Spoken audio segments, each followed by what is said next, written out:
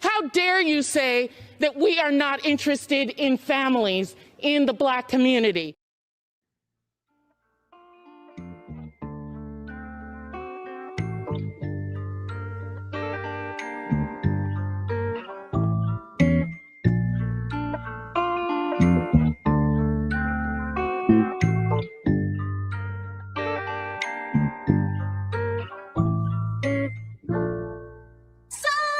Things don't work out right, but it's all right, baby, it's all right, baby, it's all right.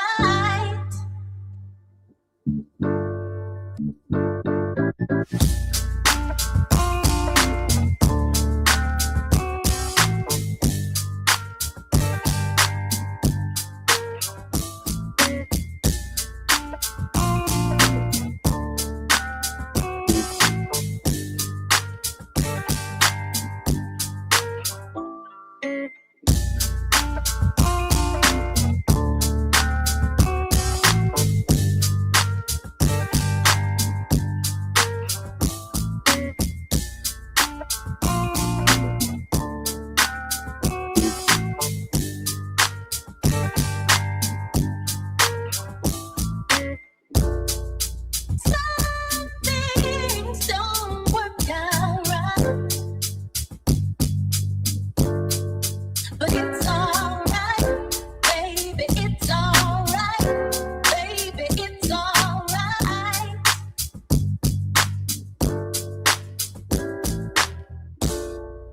Some things don't work out right,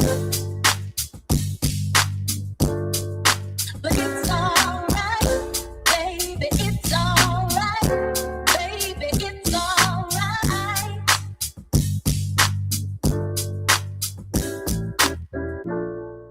Some things don't work out right, but it's all right, baby, it's all right, baby, it's all right.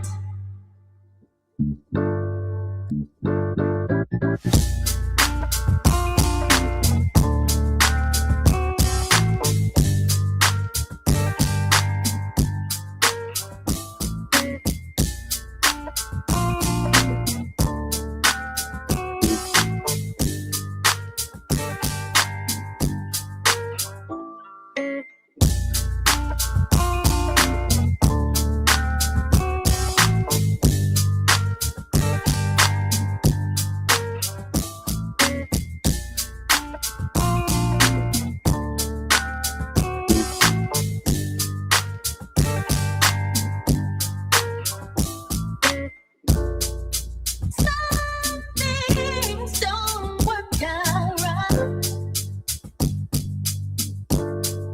but it's all right, baby, it's all right, baby, it's all right.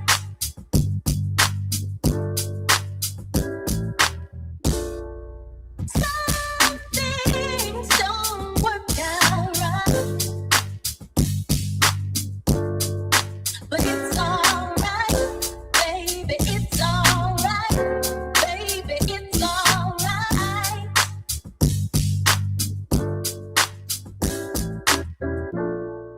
Some things don't work out right, but it's all right, baby, it's all right, baby, it's all right.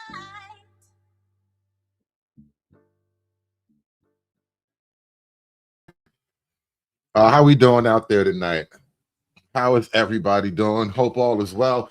Thank you for tuning in once again, once more into the breach. And American man, I think you're right. It's about to get ugly. Yeah, it's really about to get ugly. There was a fiery exchange between Rep Sewell here and RFK Jr. And it revolves around not all Black children, really. Just I think he made some comments in reference to a lot of these psychoactive drugs that they've brought out, you know, the Ritalins and the Prozacs and whatnot. And he made an argument that instead of putting your kids on these drugs, maybe you should reparent them, which, you know, either way, it's controversial enough just saying those words, right? But we're going to get into that and a few other things tonight. It might be a rough one. It might be rough. You know, I hope you guys have had your dinner, got a strong stomach. You know, some hard things, some hard conversations might be had, but I guess we're going to just have to talk about Black parenting, Black children, Black households, structures, and all that. Just a very blackety black type of show. You know, and it's funny. Actually, this morning, just by total happenstance, you know, sometimes things just like pop up in your feed. And I found this this video, and I actually watched it because just the title got me, and then I got kind of sucked into it all. And apparently it was a I think it's basically like a college lecture kind of thing. And the title of the video was Child Neglect in the Black Community. Why are the numbers so high? One political party didn't create them at all. Like, they are completely bipartisan. If you look year over. Let me skip ahead. That's an intro. Let me just pull you up here. Like, we have moved toward in this kind of Trump anti-DEI world. Like, we can no longer talk about race. We can't use race to explain anything. So we have to completely abandon it. It's like, no, it's still in play. Unfortunately, the reason why we have to talk about race when it comes to child abuse and neglect is because Black families, they're more likely to be investigated by the system than not. And it sounds crazy because Black people are 14% at best of the U.S. population. I think you probably. Now, this is really why I got sucked into this video, because immediately it perked my ears. I could tell already the direction they were going. You know, it's unfair that Black families, apparently they're being targeted unjustly by child abuse and child neglect allegations. And I'm like, well, was it really unjustly? What if the numbers are high for more practical reasons? Practical sounds like an awful word to use in this context, but you know what I mean. Like, what if the numbers are just organically high? What if it's not a conspiracy? What if the rates are just organically unnaturally high? Know that. So 53% of Black children experience an investigation by Child Protective Services. Right. And if you listen to the numbers I gave before, I said there's a hotline. People call a hotline. I think I've seen something. You should probably go and investigate. Usually what happens is professionals go through those calls and they say, no, 3% of those calls result in any sort of action. So even an investigation, only 3% of them end up being an investigation. So if you look at these numbers, that means that Black people are getting a lot of attention from child welfare and child protective services. What are people looking at that they constantly feel the need to call the police on Black parents? Just throwing that out there. And you know what, Freeman's Journal, you did a great job earlier today, just giving a perfect phrase to that group of people I was trying to describe. What I was saying, they're not quite like the top 1% Black elite per se, but there's this just giant body of Black people who are kind of well-positioned and politically active and motivated. Like, the managerial class is a great phrase for that. Thank you. And he's definitely one of those guys. But what's driving those numbers? Why are people just so quick to call the cops on Black parenting? Like, I think I've seen a crime. I saw Black people in the act of parenting, and I think a crime was committed. Could you go investigate that for me? Like, what's going on? Just Black folk just naturally being their Black parenting selves, and people are like, no, that is criminal. And that's just the way it ended up being, right? I mean, when if you look at the systems, the development of the child welfare system, one political party didn't create them at all. Like, they are completely bipartisan. If you look year over year, rules for this, mandatory reporting, all these rules for child welfare, you'll see a pretty even split in the interests that have created them. Even my organization, we're a bipartisan, nonpartisan organization. Policy for child welfare comes from both sides of the fence.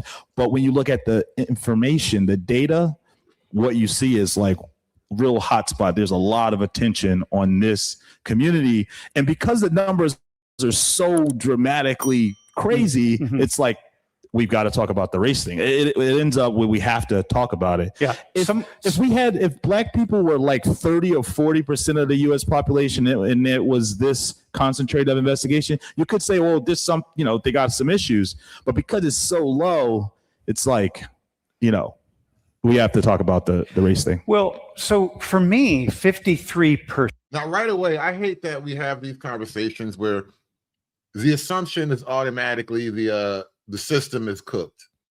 There is a conspiracy, You remember, like, you would hear children say this about their teachers.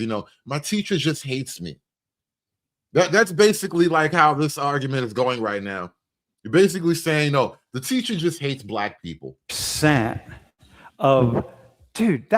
is upper class, upper middle class, working class, lower class. This is across the board. Yeah. 53% is such a significant number, because what it means is that when I'm looking at the two of you, I'm just looking, I'm seeing something with Addie here that I'm not seeing with David. I look at Takeem, I just see something with Takeem.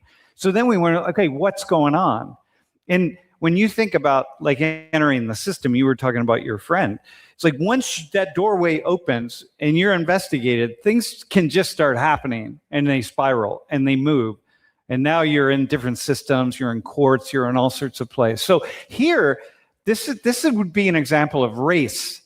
Like, we need to be thinking about race. And suddenly we're saying like, hey, wait, hang on, maybe race doesn't matter anymore. But no, it matters in lots of these different ways. Yeah, and a good, another thing you could think about in the U.S., I think you all know that the Latino population is growing in the U.S. It's been growing over years. It's it's kind of a number that's been going up. But when you look at CPS investigations of Latino families, it's not the same, right? And I think there is something there. I think there's understanding there that's like, hey, we got to protect ourselves. Well, I don't know why you would automatically expect like any kind of 1-for-1 between any two groups. Like, why should it be exactly the same with like Black and Latino families?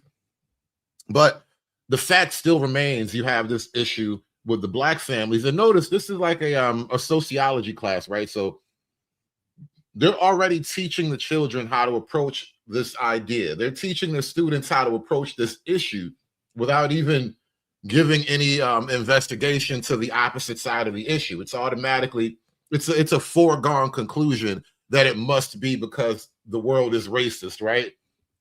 And non sequitur. Non sequitur says Latino families hide their abuse. Like, what if Latino families are just better at keeping their mouth shut? La muerta. They just know. They just know, hey, we keep this blood in, blood out. What if that's it? I don't know. We're spitballing ideas here, but I'm just saying, like the video, like, share, and subscribe. We're going to kind of get into this ugly conversation. It's deeper than that. I'm not going to play this whole conversation for you, but what if Black families are just worse at hiding their abuse? What if the abuse is just too obvious? That Black people aren't able to do. And that Asian families are able to do. Yep. And Asian families being more likely to be new immigrants are sort of on the outside a little bit. Like so many people are more like the foreigners, more like kind of it's able to escape the system. Do either of you have any thoughts about those numbers just off the top of your head? You don't have to, but it seems so significant.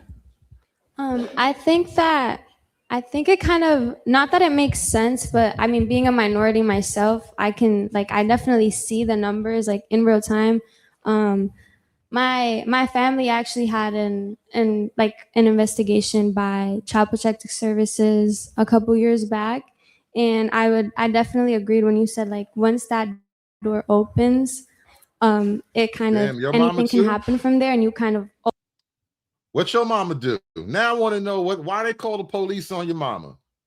Now I'm curious. You see what I mean? You see what I mean? Is it really everywhere like that? Damn, I had no idea. always want to be wary because now you had that experience, and that's something that's really scary, especially in the moment because you really have no idea what's going to happen next. Especially for me being the eldest, I really had no clue what was in store for my younger siblings because I have 3 of them. And Freeman's Journal, let me answer that question. He asked, give us the spoiler. Do they talk about rampant bastardy as a driver for CPS involvement? No. Long story short, no. Thanks for playing. Let's take a look at some parental theories from the community while we're here.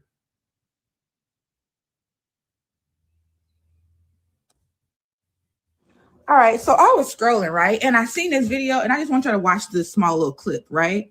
POV. Your little brother teacher secretly records him in class after he told my mom multiple times the teacher be lying on him. All right, cool, right? So I seen the video and my first response is, well, first of all, why is the teacher recording him? Because he's not doing nothing based off what I'm seeing. What I'm seeing is an overactive nervous system in a young Black boy. He's just sitting in his seat, minding his business, doing what he's doing, right? And of course, these sheep want to get in my comments and saying, well, he's not taking notes. Bitch, he's an individual. I get so sick and tired of you sheep who get in people's comments just trying to program us to behave like a fucking slave. He's a Black child. This is exactly why Black kids go through what they go through in school, because y'all treat them as if they're like other children who can sit in one spot and not make no motherfucking movements. It's weird. It is weird. It is weird. He's a Black boy. They have to move. That is why Black boys get labeled the things that they get labeled. He's not doing nothing wrong. He's not bothering nobody. He's not interrupting. Everybody is still doing what the fuck they got going on. The teacher is a control freak. And you better not ever record my child trying to entice me to discipline my child based off of your standard, bitch. I don't like teachers like that. I'm so afraid for her actual children. I bet her kids are just as twitchy as that kid. And even though on the one hand, I think I kind of do lean toward the argument she's trying to make. Like he might have a little bit of overactivity. He needs a little special attention on how to focus or whatever. But obviously the teacher had to record this so she can prove a point about something. And I think the way the energy of the mom in this particular case, like she's saying if this is her kid or whatever, like imagine like having the children around that energy constantly. Like that's the energy that makes the kids all nervous and twitchy and can't really focus and sit still, right? I don't like that. And I said what I said. It's weird. It's weird. There will be a difference if he was interrupting other people. Everybody's still doing what the fuck they got going on. They're not even paying him no attention. So how much of a distraction is he? Or is he not doing what the teacher wants him to do? A fucking control freak. Leave him the fuck alone. He's not bothering nobody.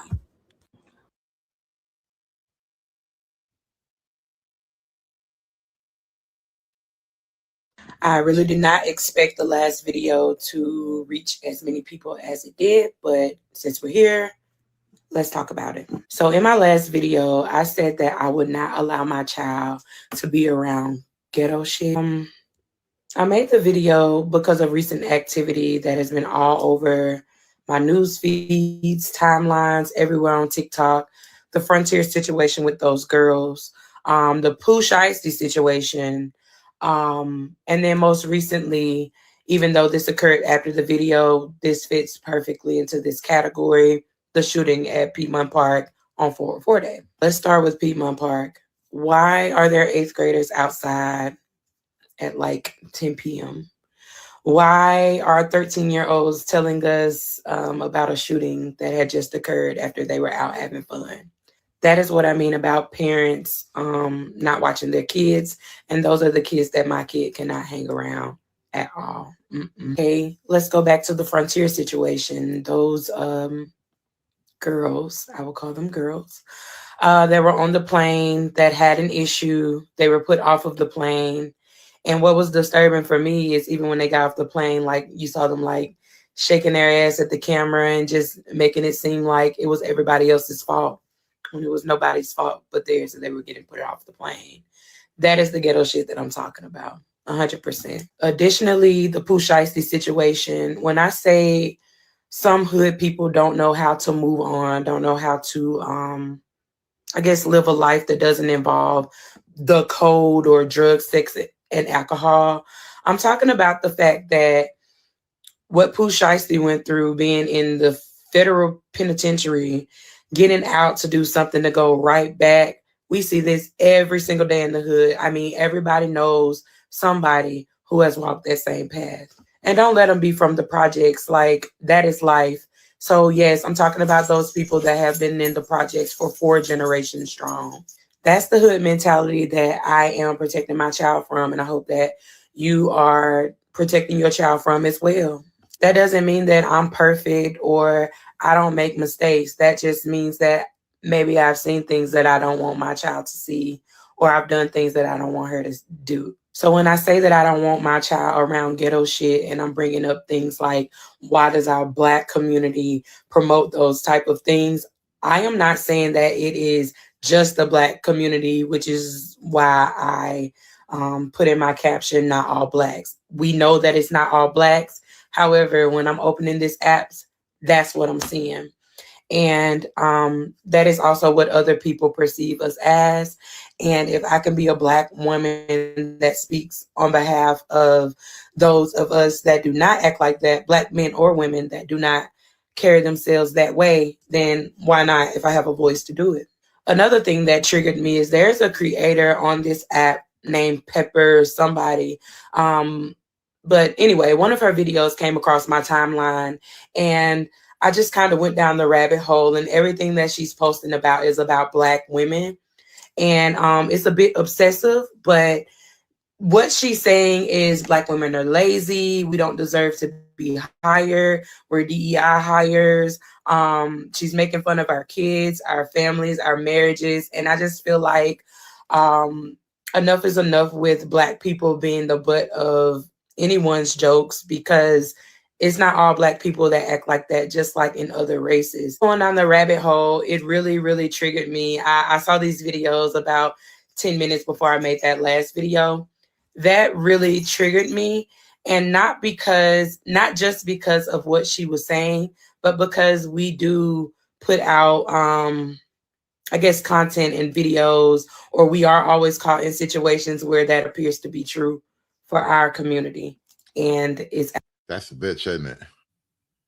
You just mad because it was true. And I'm glad she got to that point ultimately, right? Because you can't give us all that buildup about this and that is wrong. You see all this obvious, things that are problematic, and you notice it to the point, and you hate it to the point that you make a point of telling everybody, I'm keeping my kids away from this, right? But don't let Miss Penelope or whatever the hell her name was, don't let that bright white lady talk about it, because then it's problematic. But that's really just embarrassment ultimately. I think that's just a level of embarrassment. But I'm actually glad she could at least be honest and blunt and direct about, that's what it is, Absolutely not. I do think that she's completely obsessed with Black women, which most people are. Black women are beautiful, talented, smart, and not what we're perceived to be. Just like every other race has one or two people, or maybe a few people that like to show their ass. If I could change the mind or mindset of, is it one or two or a few? Because a few is like, it could be a lot, a few million, few dozen, few thousand. Like, what do you mean? But if one or two, then it's like nobody. One or two people, then I'm doing my job. So there were a bunch of comments that says ghetto comes in all races.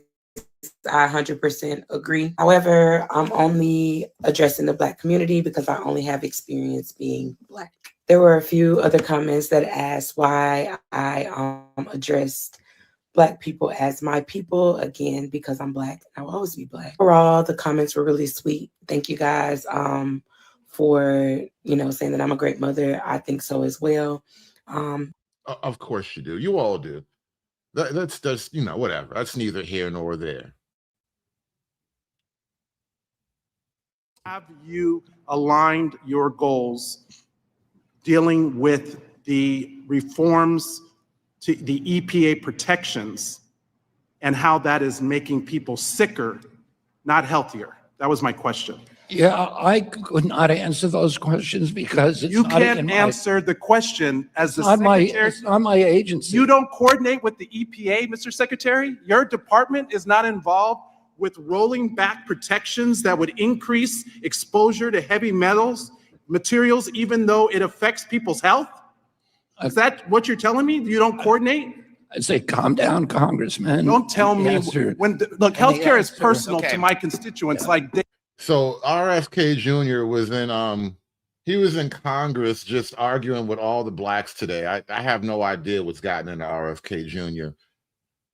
Today was the day, I guess. Today was the day. Maybe he popped some steroids or something. I don't know what it is, but he felt like today I'm going to go fight the Blacks, all right? It's just what we got to do. Somebody had to do it. I am the chosen one. Somebody had to do it. Asia and Richard, is over. Do not tell me to calm down. Healthcare is real. And if you can't answer basic questions, then maybe come prepared next time. I'm answering the question. You don't give me the chance to answer. You haven't given me a chance to answer. Said you I'm happy didn't to answer your said question. you and weren't. You cut me off when I started to answer. You said you started screaming did not at consult. me. Okay, the time. Why does it look like he's like trembling with rage? What's going on with this Black guy right here? Why are you acting like this? I don't even understand what's happening, but you look like you're just like trembling with rage. You're just trying to hold it together. Time is expired. We're going to move on. Mr. People Yakum. scream when they don't have much to say. You obviously don't have anything to say because you can't even uphold what it is you're doing to reduce cost and coverage. Over. Give me a chance to answer the question. We're moving on to Mr. Yakum. It's getting hot in here, Mr. Chairman. Yeah, so today, RFK Jr., he went up into Congress and just talking about health issues, right? Because he's the Health and Human Services Secretary. And it turned into a whole mess, like, ugh. Mr. Secretary, you've made a number of outlandish and frankly disturbing comments both before and during your tenure as Secretary of Health and Human Services. I want to draw your attention to one of those times. In a 2024 podcast interview, you suggested that Black children on ADHD medication should be reparented. You said Now, right away, before we even get too far into it, that is the full context of it, right? Black children on ADHD medicine should be reparented, right? Which one, he's taking any efficacy away from the ADHD medicines, right? Which I tend to lean in that direction too. I don't like drugs that play with the mind like that, you know? That being said, now you're just making it a parenting issue, which is a whole hell of another problem. Like, how dare you make it a parenting issue, bro? How dare you say that we are not interested in families in the Black community? Black kid is now just standardly put on Adderall, SSRI, benzos, which are known to induce violence, and that those children are going to have to go somewhere to get reparented. There is a lot to unpack in that comment. I know that you've already answered several of the questions I was going to ask, and so I'm just going to rephrase them. Mr. Secretary, you've already admitted that you are not board certified physician, and you've already admitted that you did not go to medical school. Have you ever reparented or parented, I should say, a Black child? I don't even know what asking RFK if he's ever reparented a Black child is a great question. Do you think he's ever parented a Black child?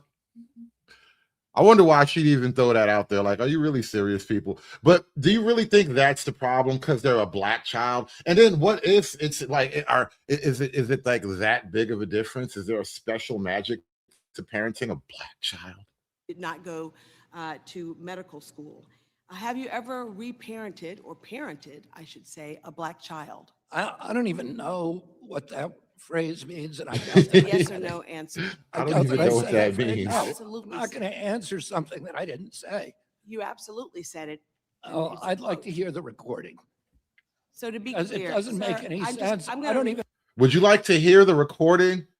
RFK, you know what? I found the recording.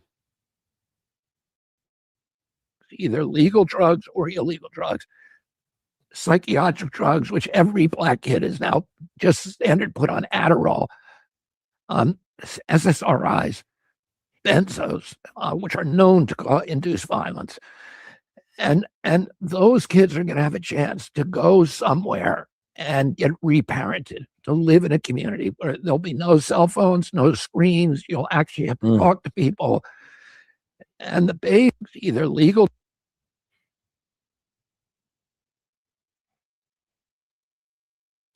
And I'm going to create these wellness farms where they can go to get off of illegal drugs, off of opiates, but also legal drugs, off of psychiatric drugs if they want to. Whoa. It sounds like you want to put kids on farms, RFK. If your solution, if you're telling me that all these black kids, they're being put on all these psychoactive medications, and that's a bad thing, and now you got to fix them, without all the medicine, and your solution is to put the black kids on farms? And I'm going to create these wellness farms where they can go to get off of illegal drugs, off of opiates, but also legal drugs, off of psychiatric drugs if they want to get off of SSRIs, to get off of benzos, to get off of Adderall, and to spend time, as much time as they need, 3 or 4 years if they need it. 3 or 4 years in black kid boot camp. I don't know. What if it's one of those things? How do you say it's like it's a plan that's so crazy it just might work? 3 to 4 years in Dagestan. To learn to get reparented, I'm going to move it off Schedule 1 and I'm going to start collecting taxes on it. That's going to bring in $8.5 billion in revenue. I'm going to dedicate that revenue to creating wellness farms, drug rehabilitation farms. $1 billion drug rehab farms for all the black. What are you doing, RFK? No. RFK, no. Oh my God, what are we talking about? Not farms for the kids that are on. Oh my God. In rural areas all over this country, they're going to grow their own food, organic food, high quality food, because a lot of the behavioral issues are food related. A lot of the illnesses are food related. You're going to make them actually grow food. You're going to put them on farms and make them do labor. Oh no. Why does this sound familiar? Like RFK Jr. is triggering my genetic memory of forced labor on a farm field type environment. I don't know what it is. I'm having like weird out of body flashbacks of people really dark skinned forced to work in the farms and fields of America. This nigga just triggered like a genetic memory for me. There won't be any cell phones there. There won't be any screens. We're going to reparent people, restore this connection to community. And I'm going to create these wellness farms where they can go to get off of illegal drugs, off of opiates, but also legal drugs, off of psychiatric drugs if they want to get off of SSRIs, to get off of benzos, to get off of Adderall, and to spend time, as much time as they need, 3 or 4 years if they need it, to learn to get reparented. No. Freeman's Journal. Nope, you're not going to trick me with that. You're not going to trick me with that. He says, but they get to eat the food they pick. Yeah, what about all the other food? Like, you can only eat so much, right? There's going to be all these big fields and all these crops, right? You're not just picking food for one plate at a time. That's not how farming works, right? You're out there harvesting and planting.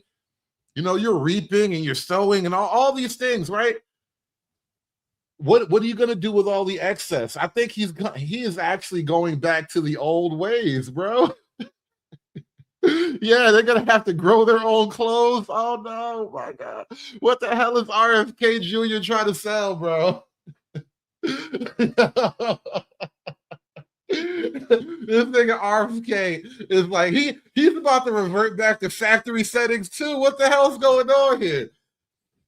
I think RFK Jr. is having a genetic memory of his dead self. What's going on? Parents to reconnect with communities, to understand how to talk to people. Yeah, RFK Jr.'s Black Kid Boot Camp. This is where we get all the black kids back in order. Get them in touch with nature, have them growing vegetables and growing their own clothes and stuff like that. Having hootenannies down by the pond and stuff like that. Jumping the brooms and whatnot. Going to teach the one kid how to play the fiddle. Just like they used to do. Back in the good old days, huh? Well, I'd like to hear the recording. So to be Because clear, it doesn't make sir, any I'm sense. I'm I gonna don't even know reclaim what my it time. means. I don't either. That's why I'm And asking. by the way, So to be of clear, you're not a 26 doctor, you have no medical degree, and you have no formal medical training. as And you have have never as have parented a as black have child. And yet you 24 are of the suggesting 26 that HHS government- secretaries Mr. have not Secretary, had medical This is my degrees. time. And I say to the chairman, I want to reclaim my time. So you are not a doctor, have no formal medical training, and you've never parented a black child, and yet you are suggesting that the federal government should take black children away from their families and reparent them and send them off to some wellness farm instead of providing them with evidence-based. You're just medical making care. stuff up. I am absolutely not making this up. No, Mr. Secretary, no. We found your plantation plan, okay? RFK Jr., he has the plantation plan. He thought we would forget. He thought he just, he wasn't even supposed to talk about it, really. He was probably high or something like that. He just started bragging about all the cool ideas he had. One day he was just up late spitballing ideas about how to help the community. And he came up with a whole plantation plan. But he called it a wellness farm though. Because it's 2026 and you kind of have to get with the branding and all that stuff. Yeah, look, American man, that's how you run it. You get you a nice a military veteran, a black guy, young, healthy black buck to run as the overseer. Shout out to King Randall. I'm sure he'll find a place for King Randall on there. But I just think it's amazing that RFK Jr. basically had a plantation plan and he thought nobody would notice it. Like, come on, bro. Do you not understand that sounds a bit out there? And you know what? Honestly, if we're just being blunt, right? It would probably work. That's the hard thing to really accept about it, right? I got all these jokes for days, but goddamn it, the nigga just might be onto something, is all I'm saying. No, do not let Umar run it. Umar big ass gonna have to get in the fields too, all right? We're not letting Umar run shit, all right? This is a real working farm. It's not one of your little black vacation holiday things. This is an actual working farm. We're not letting Umar run this goddamn thing. Umar run the plantation. Ain't no food gonna get grown. Your opinion, what factors should the federal government consider when reparenting a black child who has been on ADHD or ADD? I don't even know what you're talking about, Congressman. I don't know what you're talking about. I don't know what reparenting even means. I don't either, but you said that. All of a sudden, you don't know what reparenting means. Now he wants to hide it. And I think you might have been on to something. That's the problem. You got to stand on your shit. You got to actually say that shit with your chest, right? Yes, that little nigga deserves to be on the plantation, and I'm going to put him there. You want me on that wall. You need me on that wall. That was the problem. It was actually like it would probably work, you know. You work out some of the rough logistics of it all, and I'm telling you, you start cranking out efficient individuals left and right. You can start exporting these niggas. You can export these niggas all over the world after they come off the RFK Jr. plantation program. Start trading these niggas. RFK Jr. trying to low-key reintroduce plantations, bro. This is hilarious when you think about it. I did not Mr. say that. Secretary, for Black families in the United States, the issue of family separation is not new. Our nation has a long and painful history of separating Black children from their families. During slavery, Black children were taken from their parents and sold with no regard for their humanity. Oh, shit. Why she had to bring up slavery? Look, she was having genetic memories too. She already knew. She was having a genetic flashback already. She was like, nope, I can hear the plantation calling. You're not going to trick me, white man. I already know what this is about. I already know. And then why RFK Jr. got these big, angry, bald-headed niggas sitting right behind him? That's probably why he didn't really want to talk openly about it when you got like Heckle and Jekyll sitting next to him. And after slavery, Black families continued to face forced separations through Jim Crow laws, discriminatory policing, and child welfare systems that too often assumed that Black parents were unfit. Even today, Black children are removed from their homes at higher rates than white children, not because of their greater harm, but because of longstanding bias and built-in institutionalism. Now, that right there is a question that we started out trying to explore. Are the numbers organically high, or does the government just hate Black parenting? And is the plantation the cure to that Black parenting problem? For you to suggest that Black families are not capable of raising their own children is deeply offensive. Sir, you are the Secretary of Health and Human Services for the world's most powerful country, and your words matter. When you suggest that reparenting Black children, when you sow doubt about the safety of vaccines, and when you promote unproven statements that have no basis in science, you endanger the lives of everyone across this nation. Yeah. But is it true, though? Those children have parents. And to suggest that they have to be reparented is offensive. I never Secretary, suggested that. your words matter. When those words are careless, communities pay the price. When your words are imprecise, they create confusion. And when your words are dismissive, they cause real harm. So I wonder, like, we got to come up, we got to figure out a way to kind of try to help RFK Jr. Sell his plantation program. Because, you know, like I said, it might just be the cure. Because I took a look, and we're going to take a look at this a little bit too. The numbers are like kind of high. It's a thing, you know. We've been running the numbers on a lot of Black community issues recently, and I understand why you niggas don't like numbers. I totally get you niggas having an aversion to like statistics and numerical realities and per capita issues and whatnot. I totally understand. The numbers don't like you niggas. You don't have the pleasure, because of your position, to speak first and think later. Not in this job and not because of your responsibility. I expect, and the American people expect, that you choose your words with sincereness and with seriousness, the seriousness that your position demands. American lives are at stake, and it's time that you start acting like it, sir. Shout out to Mark in the chat. He's keeping a running count of every time I say nigga. Nigga. Hope I just messed your count up.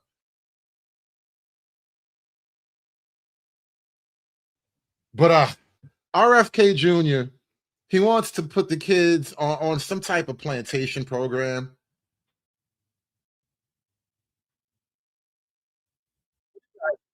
The numbers are, you know what I mean? Like, there's definitely something going on there. And do you think RFK Jr. is on to something? Because what if it's all right, if the ADHD medication isn't helping, what if good old-fashioned hard labor is the cure? What if that's what you need? You just got to put them boys out there in the cotton fields again. Have them getting, picking cottons and watermelons and all the things that they used to love, right? What if that's the RFK Jr. plan ultimately? And what if it works though? What if they come back, mentally even keeled, have a strong sense of inner purpose and identity and whatnot? What if it's actually the one cure that we haven't tried yet? What if RFK Jr. he was afraid to really say what was on his mind? I wonder. I mean, if we're gonna just try things, let's try it.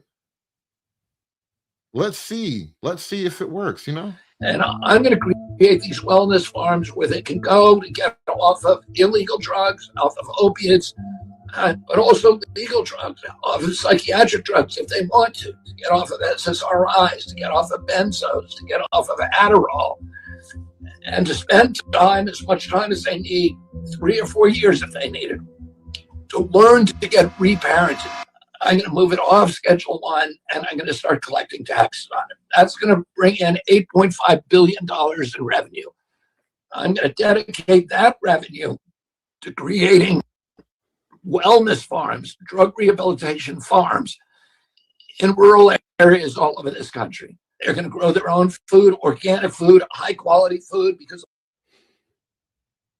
remember back in the day, they used to have that thing called the Fresh Air Fund.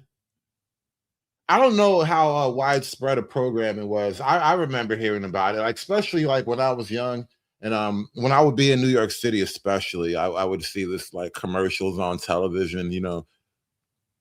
Sponsor a young Black child's, trip outside the ghetto, get him away from the urban jungle environment. Let the Black kids touch grass again. You guys remember the Fresh Air Fund? It's almost like he's trying to bring back the Fresh Air Fund, get them out there away from the dealers, away from all the bad people, away from their parents too. What if the parents are just not parenting right?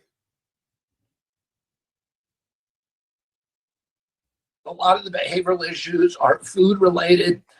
A lot of the illnesses are food related. There won't be any cell phones there. There won't be any screens. We're going to reparent people, restore this connection to community. And I'm going to create these wellness farms where they can go to get off of illegal drugs, off of opiates, but also legal drugs, off of psychiatric drugs. If they, and you know what, honestly, when especially when they were talking about, when you're talking about opiates like heroin and all of its derivatives, all the pills that come out of that kind of plant family, putting people in isolated labor camps, I think, is just like the old school traditional method of dealing with dope fiends. Because that's really, when you're talking about opiates, I mean, that's just, the clinical term for dope fiends, right? And I think the traditional historical way of dealing with dope fiends is to put them in severe hard labor. Take them out there away from the world and make them turn big rocks into little rocks, or make them dig up potatoes all day, whatever. However it works in your little part of the world, that's the deal. But RFK Jr. basically makes an argument. He uses a very provocative term called reparenting. However, the issue is there some type of higher rate of abuse and child neglect in the Black community in general? because the parenting problem, what if it's real? What if it's the cause of other things down the line? Want to get off of SSRIs, to get off of benzos, to get off of Adderall, and to spend time, as much time as they need, 3 or 4 years if they need it, to learn to get reparented, to reconnect with communities, to understand how to talk to people. Point out that Black two-parent families are almost invisible in academic literature, even though they make up nearly half of Black families today. Why do you think that is? That's correct. Well, for so long, the conversation about Black families has been about single parent families. There's been such a concern with trying to figure out why African Americans have a harder time getting ahead on life. And so then the conversation and the attention has been on these single mother families. And so even though there has been a rise in Black two-parent families, that's not where we have been focused on for so long. Narratives are incredibly powerful in sort of directing our attention and shaping the way that we think about issues. And so because that's been just such a long-standing narrative, the narrative about Black single parenthood, I think it has made it difficult for us to really imagine and think about Black two-parent families. So what do you think has been lost by not spending more time thinking about this Black two-parent family experience? It leads us to some pretty false assumptions about what's really driving inequality and outcomes for Black children, but also what we can be doing to level the playing field. Because we haven't focused on Black two-parent families, we haven't known how drastic the opportunity gaps are for this group compared to their white peers. It has allowed us to believe for so long that the two-parent family is this great equalizer, which has actually shown up in the way that we craft policy. What are some of the things that would actually, in your...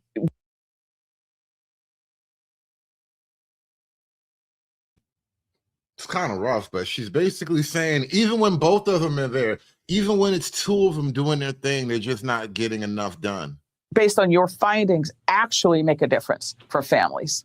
So it is true that when Black children grow up with both parents, they tend to experience advantages, and they do tend to have improved outcomes.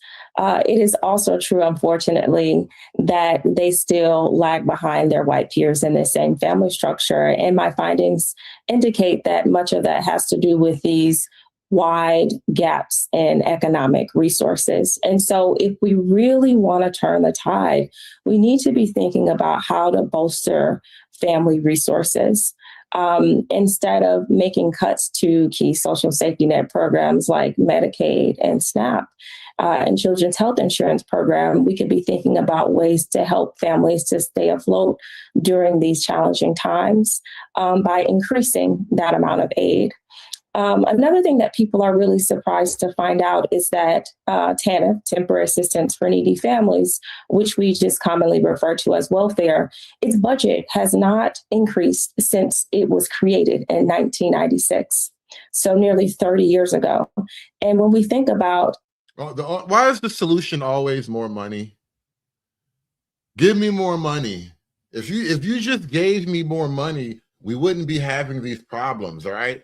I would be totally equal to you if you just gave me more money. Inflation since that time, we really start to see that this program is falling behind in the amount of support that it is providing to families, or what we thought was adequate even 30 years ago. So even just thinking about trying to make sure that that funding keeps up with inflation. There's also been different strategies that we've seen that were effective recently that we could have continued. I think about the expansion of the child tax credit during the COVID-19 pandemic and how that lifted tens of millions of children out of poverty. And it really made a difference in increasing economic resources for families. Why can't we continue to do that? We see that it works. So the bottom line is, you're just saying that living in a two-parent family has significant advantages for white kids. It has advantages for all kids. Except for Black kids? Wow. Wow. That's a bitter pill. That's a bitter pill. Shout out to Joey Montana with the $4.99. We need a panel for this one. Ah, man. Listen, this is already hard enough to handle. If you guys want a panel, we just might. Particularly advantages white kids. It really doesn't advantage black kids that much. So the bottom line is, you're just saying that living in a two-parent family has significant advantages for white kids. It has advantages for all kids. It particularly advantages white kids. It really doesn't advantage black kids that much. So if people are not willing to see that, what does that say? If they're not willing to sort of adjust for the difference. One, like, I think the assumption that you should just automatically be at any particular level is probably a false assumption to start with. Like, you know, your life is yours and you land wherever you land, I guess. But like, it's a bitter thing to maybe accept, like, you just are where you land. You put yourself there. No one else, you know, guided you to that position against your will. You made all the decisions you needed to make to get where you are in life, right? And collectively, the outcomes, you know, represent that. That's a bitter pill to kind of swallow, right? But what if that's what it is? Because they're basically saying that Black two-parent households aren't cutting it. Like, what if you just start there and work the problems from that angle? And it really made a difference in increasing economic resources for families. Why can't we continue to do that? We see that it works. So the bottom line is, you're just saying that living in a two-parent family has significant advantages for white kids. It has advantages for all kids. It particularly advantages white kids. It really doesn't advantage black kids that much. So if people are not willing to see that, what does that say? If they're not willing to sort of adjust for the difference, what does that say?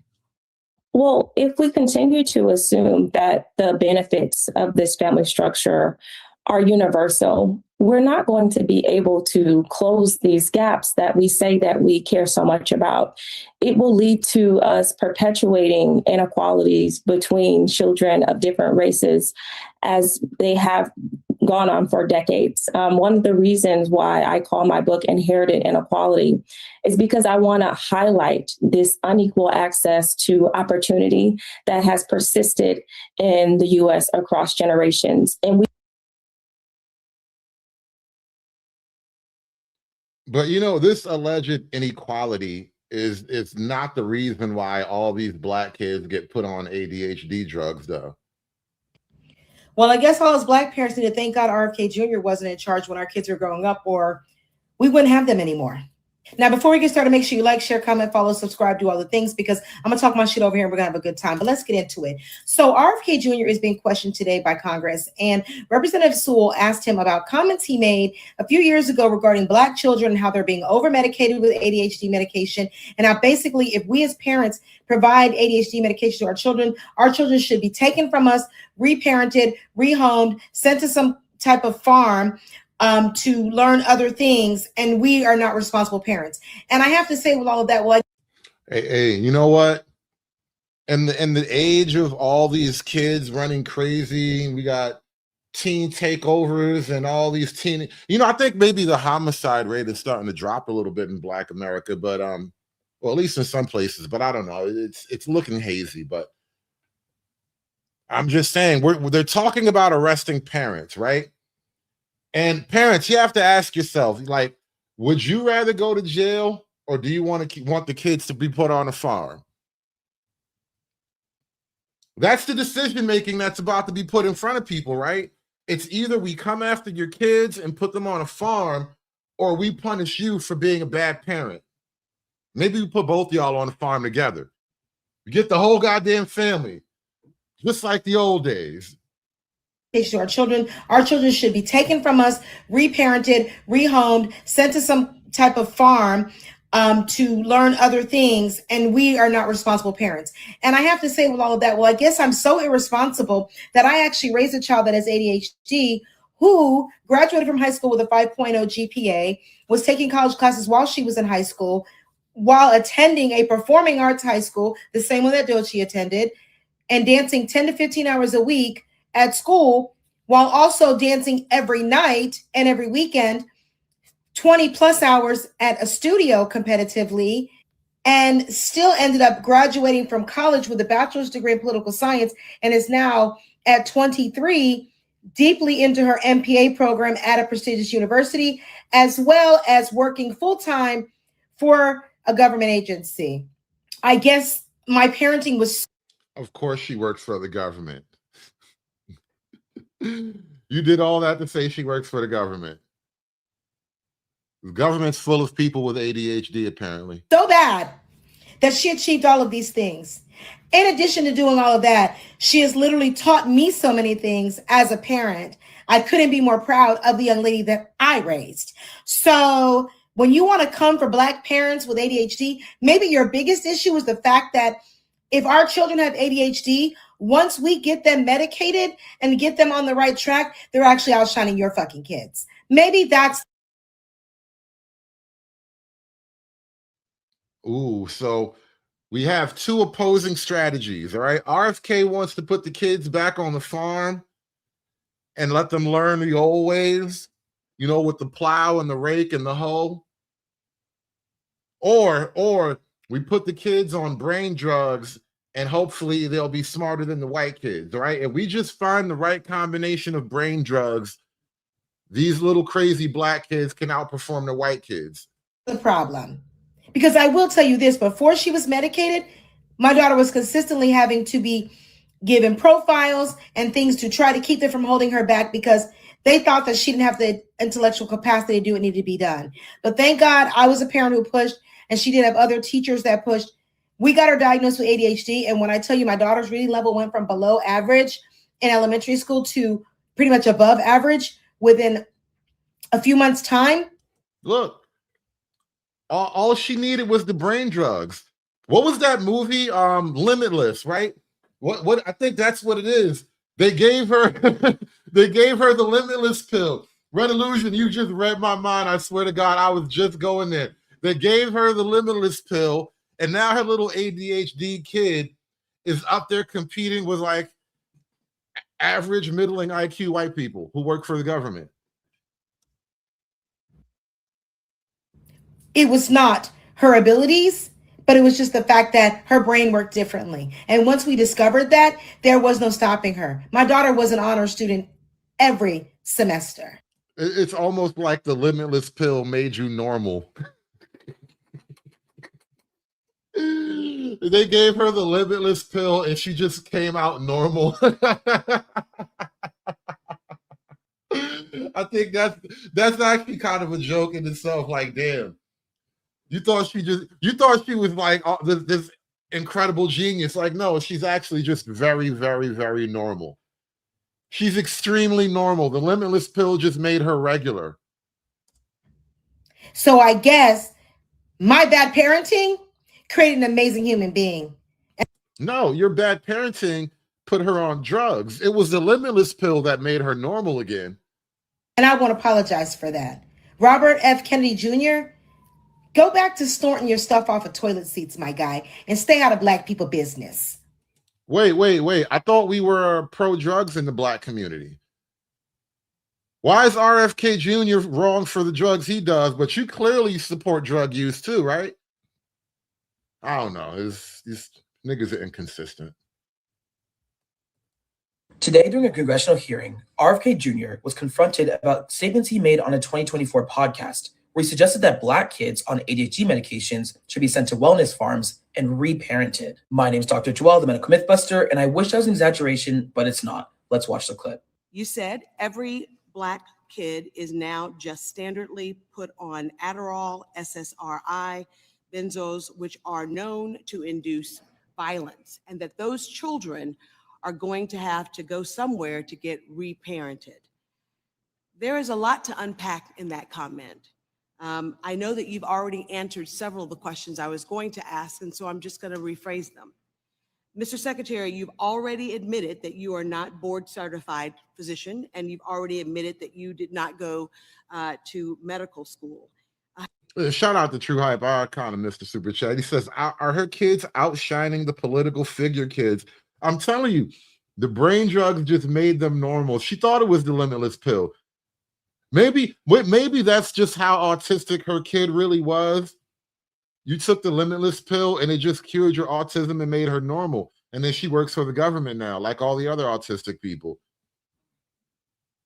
But I think it's an interesting it's like a decision you have to make, you know. If your kid is struggling, you know, having problems kind of, you know, just keeping it together and functioning in normal society, do you put them on brain drugs or do you send them to an RFK wellness camp so they can, like, you know, get in touch with their roots and their original Black culture? Have you ever reparented or parented, I should say, a Black child? I don't even know what that phrase means, and I doubt just that a yes I or said no it. answer. I doubt that You I did said say that it. phrase. You No, absolutely I'm not said going to answer something that I didn't say. You absolutely said it. Oh, I'd like to hear the recording. While RFK denied saying it, the internet always has receipts. Here's the podcast. My Peace Corps program is going to be wellness farms, rehabilitation facilities that I'm going to start in rural areas all over the country, where any American can go for free, any of them who is dependent on drugs, either legal drugs or illegal drugs, psychiatric drugs, which every Black kid is now just standard put on Adderall. I just had a horrible, beautiful idea. Trump needs to be the spokesperson for the Black Kid Plantation program. Hey, Trump, this is your guy. This is your guy, Trump. RFK Jr. has a Black Kid Plantation program, and he really needs you to sell it, all right? We really need that Trump magic. How else are you going to get the Black kids on the plantation again without a really, really like charismatic white man to lead the way? We need Donald Trump to sell the Black Plantation program, because the RFK Jr., he's got that weird kind of that awkward voice. He's got the robot voice thing. It's not going to work. It's not going to work. You get Donald Trump in a golden tuxedo doing that little Trump dance, talking about these are the best plantations ever. All right, these plantations are perfect. All right, my plantations make the best Black kids. You know, I've looked around the world and I've seen the other world's plantations, and I was like, nah, we can do better. We can do better. I'm telling you, you got to get a Trump guy. You need Trump to really sell this shit. RFK Jr. can't sell the Black Plantation program. SSRIs, benzos, which are known to induce violence. And those kids are going to have a chance to go somewhere and get reparented, to live in a community where there'll be no cell phones, no screens. You'll actually have to talk to people. You know, when he says like a community with no cell phones and no screens, and you actually have to talk to you, he's really talking about the antebellum South, right? He literally wants to take niggas back in time, like to really get back in touch with how you used to be. You know, this is back when we started to like you niggas, all right? RFK Jr. wants to get us back to a place in time where the Black man actually where the white man actually appreciated the Black man for all of his hard work and his effort. You know, back before there was all these modern distractions, before you niggas had your MTV and your BET, before you niggas had your YouTube, it was just you and a field and all this cotton. You know, we got to get you niggas back to your roots, man. RFK has a plan. And I'm telling you, if Trump gets in front of this and tries to sell this shit, it's over. It's over. We're bringing plantations back. True Hype with the $10. Remember Dr. Umar said that they put the Black kids, especially the boys, on drugs, and everyone clapped and said that ain't right. What happened? Where's the distrust of the government, aka the unfair systems? Now, I agree with you. You do not need to be doping up kids, period. I don't think you need to be doping the kids up. I think they got to be, you got to work them out. It is what I said. It sounds crazy. It really does sound awkward.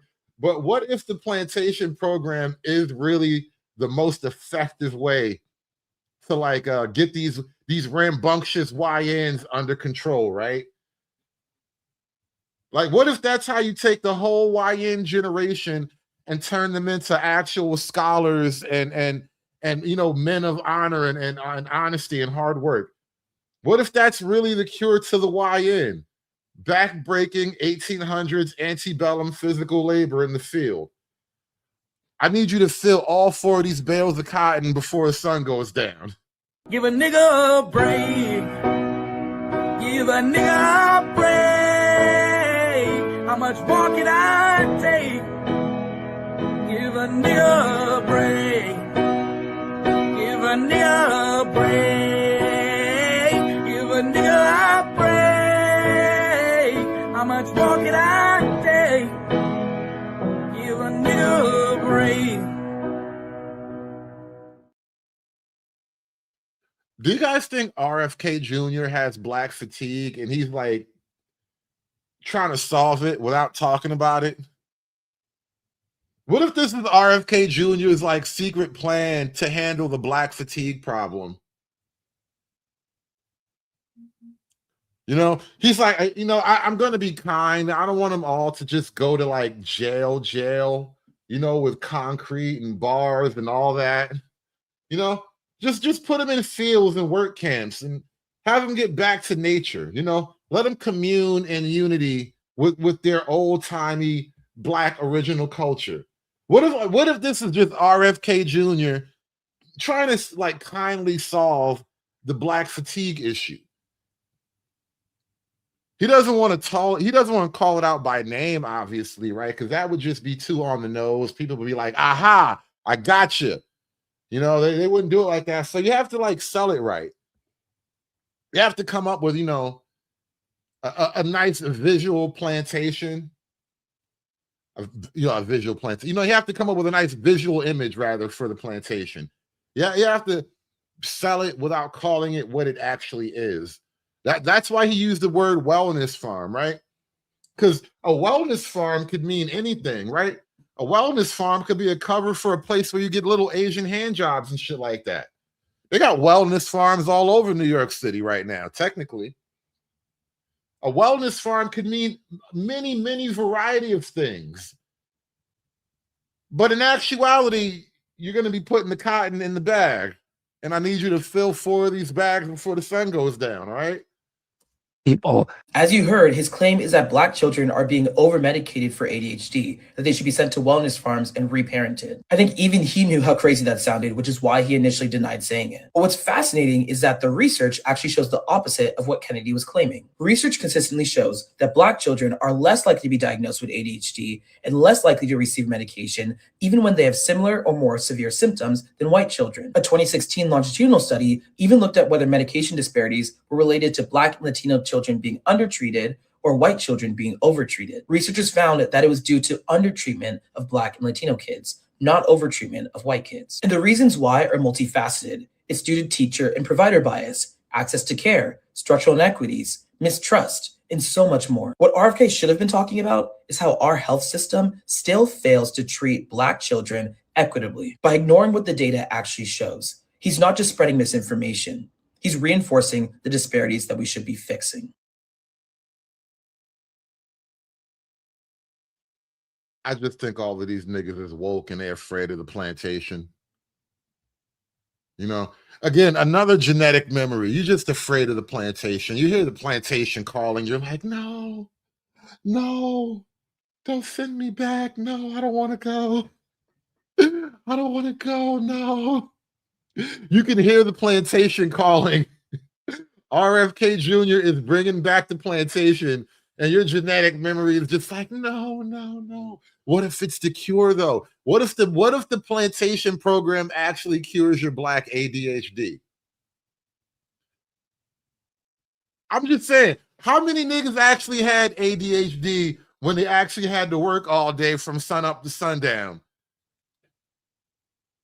You know what I mean? Like, what if that's really it? You niggas work all day, you know, you get you some vittles and some fixins or whatever. However they used to feed niggas back then, you know. You get you some vittles, you know, you listen to Chicken George play the fiddle and shit at the end of the night. And everybody go to sleep, you know, maybe somebody get a little whiskey or something like that. What if that's the cure? But this nigga, he just like young and woke and gay. He hears the Plantation coming and he's like, no, no, no. His ancestors are warning him right now. Listen, I'm telling you, RFK Jr. has the cure for black fatigue, bro. That nigga think he's slick. And I know, we caught you, nigga. That's all it really is. Nigga, we caught you. We done figured it out. This nigga trying to solve for black fatigue without nobody knowing. He doesn't want to call it out for what it is, but no, nigga, we caught you. We caught you. I don't care how much it might actually work. I need you to just be honest and upfront about it, all right? Just come out and say it, okay? This is going to solve so many things, all right? This is actually the cure for so many things. And you know what? You know what? You need to be bold enough to say, and you niggas will thank me for it in the end. That's it, right? Stand on your shit. Just stand on your shit and be like, I promise you, you niggas will thank me for it. At least the man has some solutions, right? You people talk about solutions. That's the thing. That's what I hate about niggas, man. I tell you, niggas always cry. You ain't got no solutions. You just be complaining. You just be picking on black women. What's the solution? All right, Plantation, nigga. Gonna put you and that little bastard on the farm. You and all your pickaninnies back on the farm. The RFK Jr. Wellness Farm. Gonna have a nationwide network of RFK Jr. Wellness Farms. Gonna be like a whole corporate thing. Remember earlier when I was joking about black folk need a benevolent king? It's gonna be fucking RFK Jr. RFK Jr. is running for he's gonna be the benevolent king of black America. Gonna put all the wayward Negroes back on the plantation system. You know, he'll determine when you deserve to be released back into the free world. And I'm gonna paraphrase somewhat, that it's standard to put black kids on medication like Adderall, benzos, which is known to induce violence, and that those kids are going to have to go somewhere and be reparented. Now, he's been being called out by several people, and he's denied every single time that he said it. They even put like a bulletin up behind, because I've been seeing a lot of black women calling him out about it and asked him, because he said this is about black kids. And they asked him, how many times has he ever parented a black kid? He's made it known that he didn't. The woman asked him, hey, how many times did Mr. Candy, how many black kids did Mr. Candy parent? All right. I think you're looking at this wrong. Don't worry about how many black kids has he parented. Worry about profits, all right? How much cotton can your kid put in the bag? She said, are you a medical professional? He said no. And then he denied again that he had even said, I get why somebody like him was sworn in, of course, up under Trump's administration, because it aligns with the way they treated black people, especially, and they haven't cared about. They've gone systematically and tried to create rules and do things that they knew that they tried to tear away and erase black history altogether, you know, or anything that they felt that benefited black people, when it wasn't the black people that were mainly going to be affected in a lot of those areas. It reminds me of like when my son got diagnosed with ADHD. Yours too? And they wanted to put him on. How many black kids be getting ADHD? Now I'm curious, how many of these little niggas be getting on ADHD? What are the rates of ADHD in black America? Now I'm really curious now. Like, is this a phenomenon? Some type of medication. I was like, no, I never let them medicate my son. And then one of the main things, one of the first things they said to me was, well, you know, you can get a check from. I don't care nothing about no check. I already knew he could get a check. I didn't care nothing about, I wasn't going to have my son medicated just because so he could get, but that's what they bank on low income Black mothers doing. And they have used that to be able to do these things when they know that it's going to make these kids angry. And to me, it aligns. Oh shit, Mr. O, you got the ADHD too? Listen, RFK Jr. is coming for you, bro. Can you hear the plantation calling, Mr. O? RFK Jr. got a cure, man. He's got a wellness farm spot waiting for you, bro. Got your bunk picked out and everything. With things like that, because a lot of those kids, when they come off of that medication, they're worse than before when they went on. So, but it's sickening that somebody in this position again is in the position. Nothing like this would have ever, y'all, have been allowed in anybody else's, especially somebody like Obama's administration, ever. They would have been impeached and would have removed that entire administration like they should be doing to Trump's. Health and Human Services, Robert F. You know, somebody in the chat said he's in the wrong administration. Do you think RFK Jr. could get his plantation program off the ground if he was in a Democrat government? Like, do you think, like, if the Democrats started pushing the plantation program, do you think it'll work? And frankly disturbing comments both before and during your tenure as Secretary of Health and Human Services. I want to draw your attention to one of those times. In a 2024 podcast interview, you suggested that Black children on ADHD medication should be reparented. You said every Black kid is now just standardly put on Adderall, SSRI, benzos, which are known to induce violence, and that those children are going to have to go somewhere to get reparented. There is a lot to unpack in that comment. I know that you've already answered several of the questions I was going to ask, and so I'm just going to rephrase them.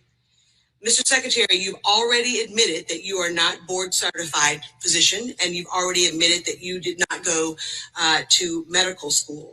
Have you ever reparented or parented, I should say, a Black child? I don't even know what that phrase means, and I doubt just that a yes or no answer. I doubt that I said that phrase. No, Absolutely. I'm not going to answer something. This administration has done the most for Black people, and where are all the people who said they voted for the penguin because of what he did for Black people? This video is proof that they are actively trying to harm not just our children, but our family units. You suggested that Black children on ADHD medication should be reparented. You said every Black kid is now just standardly put on Adderall, SSRI, benzos, which are known. And I'm going to throw the link in the chat in a couple of minutes. Let me know what you think, guys. Does RFK Jr. have a good strategy? Do you think the plantation programs are going to work? We're going to open up the floor, y'all. Hit that like button. Support the panel, by the way. Support the panel. To induce violence, and that those children are going to have to go somewhere to get reparented. And you've never parented a Black child, and yet you are suggesting that the federal government should take Black children away from their families and reparent them and send them off to some wellness farm. RFK, like the slob he is, continued to deny over and over that he never made comments about reparenting Black children, and also that he never made comments about sending Black children to a wellness camp. Here's what he actually said. Wellness farms, rehabilitation facilities that I'm going to start where people, any American can go for free, any of them who is dependent on drugs, either legal drugs or illegal drugs, psychiatric drugs, which every Black kid is now just standard put on Adderall, SSRIs, benzos, which are known to induce violence. And those kids are going to have a chance to go somewhere and get reparented. Where are all this administration has done the most for Black people, and where are all the people who said they voted for the penguin because of what he did for Black people. This video is proof that they are actively trying to harm not just our children, but our family units.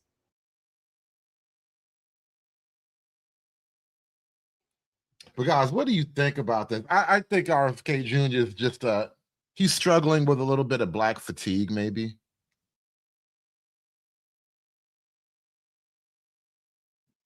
Like really, it's the kind of thing, you know, Black fatigue is it's such a pervasive issue that it really does make you come up with all kinds of like crazy solutions and all that.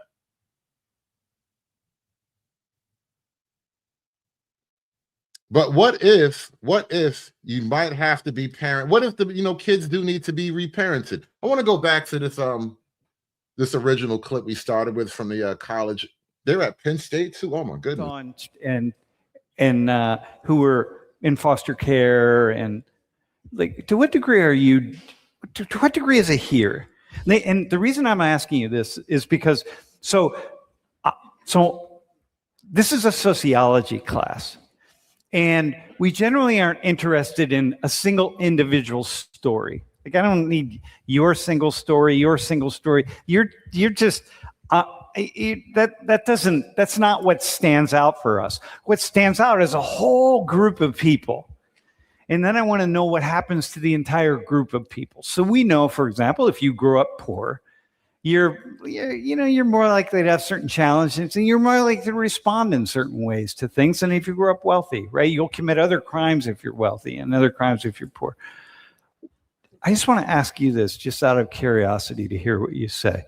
To what degree are you standing here because of something deep inside of you, balanced out with, to what degree are you here because the system stepped in and kind of took care of you a little bit? Like you said, the system spent like $100,000 on you before you ever got to Penn State. Yeah, well, here's the interesting thing about my story. So, damn, $100,000. You could have just had him on the farm, picking peaches, cutting down trees, plowing fields. They spent $100,000 on him, putting him through the system. Oh. I was removed from my mother's home because of neglect. They considered my mom to be neglecting us, but I didn't experience physical abuse in a home until they placed me into a home. In a foster home. And it was with my family member. Oh, I got you. And that's when I got, was getting physically abused. And they didn't remove me from that home. They basically made me stay there. So yeah, and your mom is home, they was neglecting you, but then in the other family members, because they try to put the kids with family members most of the time, they were just beating you up over there, taking your lunch money and shit. Sounds like parenting issues across the board. And in terms of introduction to like street life, that was my third placement. I wasn't out in the streets when I was at my mom's house. She kept us in the house, kept us with her. But when I got to my third placement, which was a foster home placement, it was like maybe 10 kids in that place, bunch of hard to place kids. And we were exposed to all types of crazy stuff. And they didn't take us out of that house either. And so for me, I realized, I'm like, these guys don't do a good job raising kids either. Like the system was not doing a great job raising these kids that they took from their parents. And so that's why I was saying, when I was telling you about the numbers, is like, I'm like, well, and they were paying, but they're paying for those things. So it's like, well, why wouldn't you just invest in this woman that you say is neglecting when really she just doesn't have the resources she needs? Why wouldn't you just invest in her and that family? That may be your best shot at these kids, doing well. Okay, so your organization, that's the approach that you all take in the organization? Pretty much. I mean, it's more complex than that, right? But essentially what we're saying is you should invest in community's ability to raise children, because the system doesn't know how to raise children. I mean, they can do enforcement. System's pretty good at like, oh, you need us to run and like catch somebody or investigate somebody. They can do. But by your own admission, your mom was accused of neglect. So whatever was going on in your mom's house, it was actually enough to remove you. They're like, they don't just remove you from a house because you know, it's a little bit messy. You know what I'm saying? They're not just going to take you from a house because mom didn't clean up a little bit before the people came. Something egregious had to be happening. Something like visually just totally out of bounds had to be taking place, that they would just totally remove you. And then when you got put on when you got sent to a relative's home, well, they were just like, you know, beating you up apparently. So clearly parenting issues abound all over, you know? Do that. But when it comes to actually raising children, helping families, they just don't typically do a good job with that. So your idea.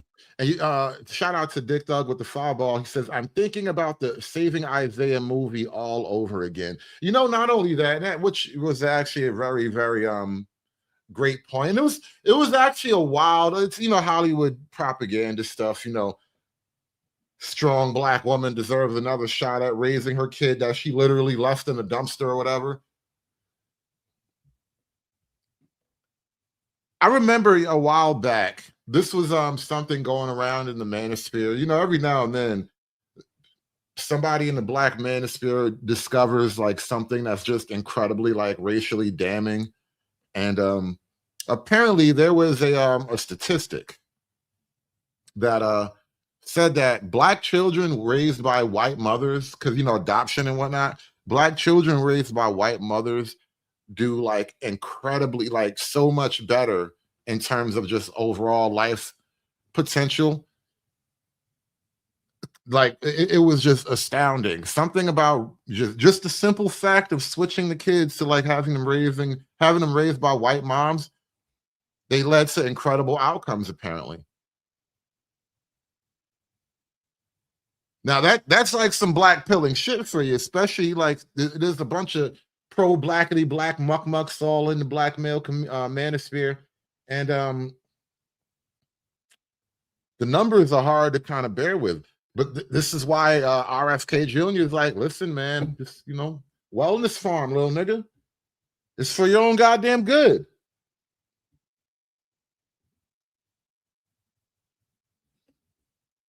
You know, there's this running joke. Well, not even joke. There's an accusation. He said, I heard BGS slammed his laptop when he found out. That's hilarious. I wouldn't even be surprised. I'm telling you, there's an accusation among a lot of the online commentary. It's my own word. I just made it up just now. But there's this accusation that, you know, white folk are just, you know, a little bit too touchy with the kids. You know, you white man, you just be all over the kids. Or just put it like that, to put it bluntly, or to put it lightly, right? Have you looked at the black numbers of child abuse? And in particular, you know, I'm gonna get really uncomfortable. I told you this is gonna be a heavy one. This is gonna be a heavy one, right? In particular, I would argue, and I, without even looking up, I know the numbers back this up. The child sexual abuse thing, it's heavily coded. It's very dark. It's very dark. The numbers are very dark. On the black side, there's just way too much overrepresentation. And I suspect, I have a suspicion that has a correlation with the self-identification with the rainbow community. That's one of the reasons why we have such high reports of rainbow community self-identification in Black America, because a lot of them have been tampered. A lot of them, somebody broke the seal way before it was time. And you know, that now they're coping with a whole new lifestyle. They opened up to a whole new world way too early, and now they're just like that, right? And I'm telling you, the numbers are terrible. You say, oh, you looked up the what map? I looked up the pedo map around Atlanta back in the early 2000s. Bruh.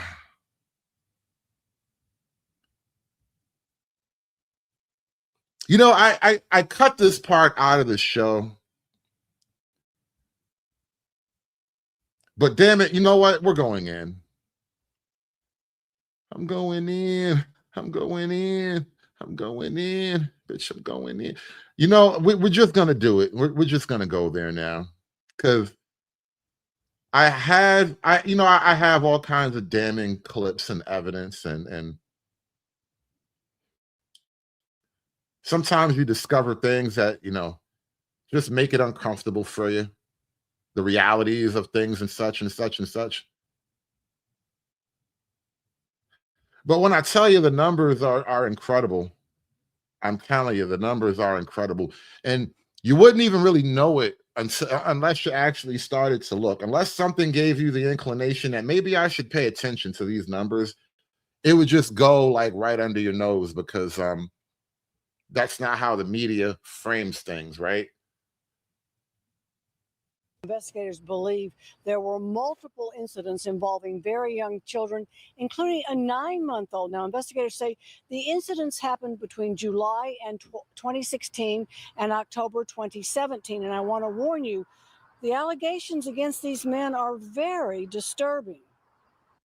That is crazy. I just moved out here from Louisiana, and just to know stuff like that is still going on. We first brought you the beginnings of this investigation in 2018 when Isaiah Hayes and Darius Ice were indicted after cell phone video showed them involved with a sexual assault on a 9-month-old. Investigators say the mother found the video on an acquaintance's cell phone. The sexual assault happened in 2016. And now, in a superseding indictment, which takes the place of the initial indictment, 4 men are charged with felony sexual assault and exploitation charges involving 3 children, the 9-month-old, a 3-year-old boy, and a 4-year-old girl. Investigators allege in 2017, Antonio Wilson kidnapped the 4-year-old from her Southwest Memphis yard with at least one other person and took her to a nearby home where she was forced to perform a sexual act that was recorded. In 2017, investigators allege Antonio King performed a sexual act on a 3-year-old boy, and it was recorded. The National Center for Missing and Exploited Children say there are millions of pornographic images of children on the internet. I just pray for that family. That's all I can really do right now. Just pray. Now, Isaiah Hayes is out on a $10,000 bond. He was 17 when the crimes he's accused of were committed. Now, investigators say they have quite a bit of evidence against the 4 men, including DNA, social media postings, as well as text messages.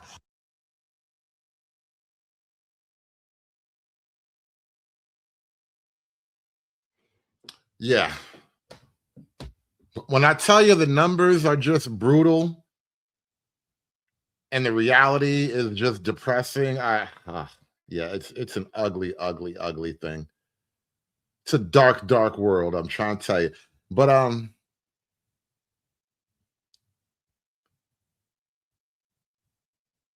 according to Grok,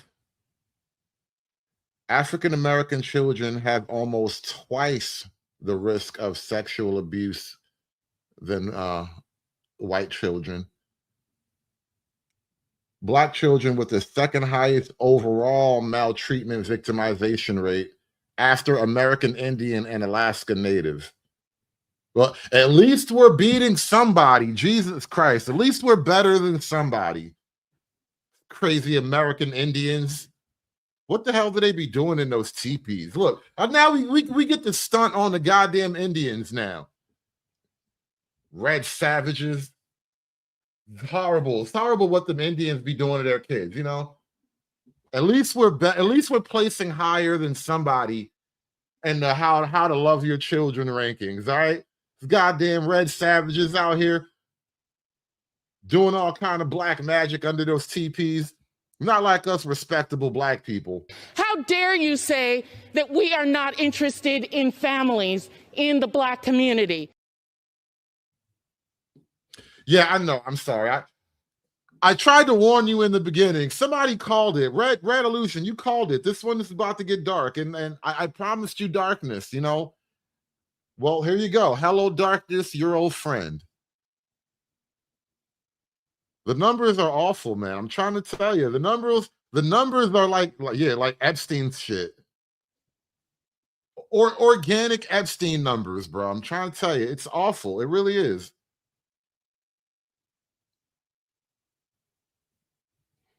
And you see, this is under a thread where they're like mocking, you know, white culture or whatever. But once you try to take a look, once you look at things, it's like, oh, well, damn. I had no idea it was that awful. Maybe RFK Jr. wasn't all that far off base with the whole, you niggas need to consider my reparenting plantation program. Maybe RFK Jr. and all of his benevolent kingness, you know, I tell you niggas need a benevolent king. RFK Jr. just might be the guy. He's got a plan. You know, we're gonna solve this with good old-fashioned hard labor. Shout out to Dick Dog with the $10. He says, I used to live in Louisiana. It's so bad that black boys aren't even compatible with the girls.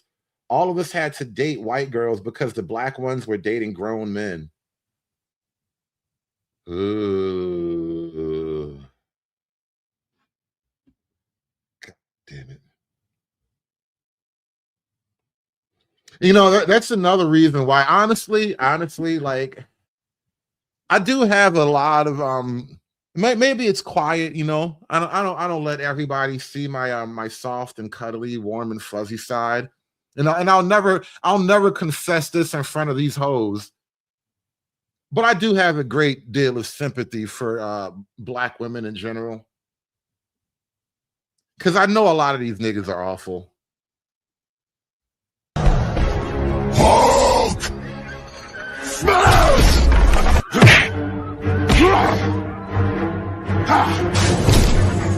Smash you!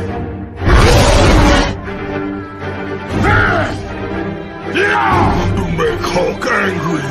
You not like Hulk angry! Hulk no like fighting girls. God damn it, Dick Dog. If you ask me later, I'll deny it. But I do have a bit of empathy for these hoes because I think I understand how you might have got there. There aren't a lot of good paths into that position. You know what I mean? I'm starting to understand. Darkness has consumed us all. You know, it's just awful. It really is. It really is. But like. The parenting problem, I'm just saying, what if the parenting problem needs to be readdressed?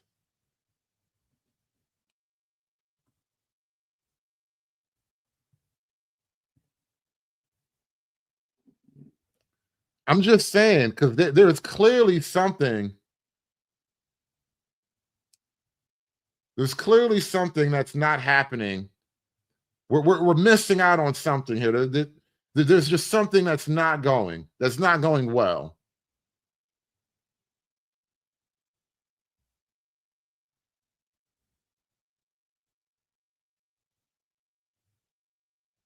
There's a different feeling that kids have today. No, it's a different feeling that society gave kids. If you've been abused, what's abuse? I tell you. So here I got these custody kids, and they call me the teacher called me, and I said, well, I'm gonna beat her ass. So the principal said, you gotta hear it on them. I said, bitch, you don't tell me what to hear that. 2 hours later, defect was at my house. Really? Damn. You know, earlier when we first started the show, I asked the question, what are all these people noticing that they keep calling the police on black parents? Why do the black parents always get the police called on them? Abuse. I tell you. So here I got these custody kids, and they call me the teacher called me, and I said, well, I'm gonna beat her ass. So the principal said, you gotta hear it on them. I said, bitch, you don't tell me what to hear that. 2 hours later, defect was at my house. Really? Went to the school, talked to my kids, and the lady showed up and she was like, the black lady knew who I was. She said, but I got to investigate. I said, no, you ain't got to do a motherfucking thing. You couldn't get these motherfucking children that don't nobody give me nothing for. I'm going to whoop these motherfucking ass over here. If you don't want their ass whooped, get them up out of here because I'm going to tell you right now, ain't nobody shooting me. Ain't nobody whooping my motherfucking ass. Fuck that, put you in the corner. We going to pray about your behavior. I'm going to knock your goddamn head off. Mama, Mama, you know I love you. Sing along if you know the words. Ooh, I love you, Mama. Mama, you're the king of my world. I'm old school and I don't give a fuck what you say. Ain't nobody. I have a 36-year-old daughter. I have a 35-year-old son, a 24-year and a 20. You're not cursing in front of me. You're not disrespecting me. We're not getting high together. I'm not your motherfucking friend because I went through too much in my life to be letting you motherfuckers talk to me. I was telling my daughter, she said ass. I said, bitch, don't say ass in front of me. Don't say that shit in front of me. Why?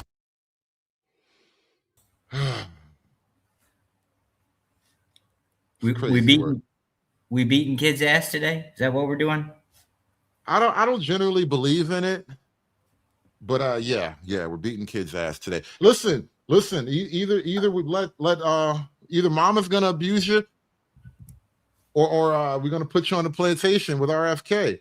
RFK never said he'll beat you. He's gonna work you to death.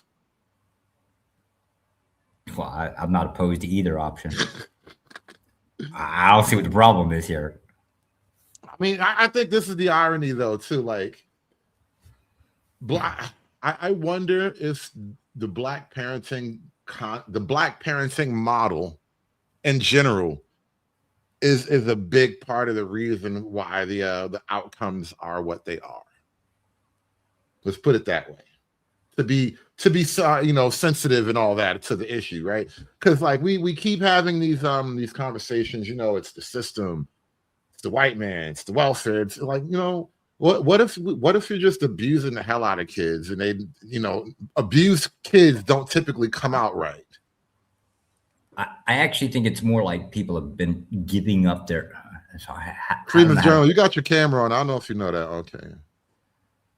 I think it's more like to the point that people have become accustomed to allowing other people all up in their stuff. Like say like DCF or Child Protective Service, whatever the hell their name is now. Like they keep changing their damn name every couple of years. If they show up at the door, right, they're not a legal authority. I mean, unless there's a court order, they have no authority. You can't come in, can't do nothing, right? They can write their damn reports. Who gives a shit about a report? So if they show up, I don't know why the hell people ain't. I'm not a fan of the CPS thing and that sensitive, because I've seen like they're crazy abuses. They literally steal children from time to time. I mean, once upon a time in America, like child stealing was a government program. Ric Flair himself was one of those kidnapped kids who got like placed in a foster home. Like it was a thing that used to literally happen in America back in like I want to say it was like the Depression era or something like that, or post-Depression maybe, but there was a time like that whole Tennessee Valley era thing. Like there was a time when the government was just like running crazy with people. Well, again, it's not a legal authority. However, it does get government subsidy, right? Like it basically gets paid from the government. So it's in their best interest to be useful, right? So the more paperwork they have, the more court cases they get tied up in, right? That's the more funding they get. So they're obviously working in that. And I think we've somehow in the last, 40 years kind of let these things kind of get involved in our life, right? And of course, now these people are here to be like new parents wouldn't have much history with them other than, right, it's a new thing, right? And you hear so much about them and they can do whatever they want because, they have a name and a name tag or some shit. But no, you can throw them off here. You can literally tell them to get off your property and then serve them with a trespass warrant if they just going to be irate. One last question, Josh, real quick, before we pass the mic around. What do you think about RFK Jr.'s wellness plantation program? Trying to get these kids all dried out off of the opiates and the benzoids and the ADHD medication. Do you support the plantation program? Oh, I support plantation program for adults too, right? Like, I don't. Why are we focusing on just kids? You know, we need to throw kids in the sackcloth. Throw them. Now, over. to be fair, RFK Jr., when he pitched it, he didn't make it black specific. He left it open to all kids, but he made sure to mention the blacks in particular, which I thought was interesting. Yeah, he was stupid, right? Because he said a thing in a commercial, right? Then turns around and denies he said anything, right? In the middle of this commission hearing, right? That was the thing that just made him. It's like, why do you run from? Just stand on it. Just that was it's for your own good. That's all you gotta do is tell them you'll thank me later. Yeah, I did. It's the running part. That's what screwed him up. That's why everybody's going in hard on him, right? Because they got one clip where he says, I didn't say it. I don't know what the hell you're talking about. And then the next clip, it's like, there's the commercial. Him saying exactly the thing he said he didn't say. You idiot. I ain't got much respect for the Kennedys anyways. I think they're all a bunch of little fucked up left-leaning Democrats anyways, right? I don't give a damn what the hell anybody says they are, right? They're fucking Isn't Democrats. that ironic? A lifelong Democrat wants to bring back the plantations. Really can't write this. This plantation program.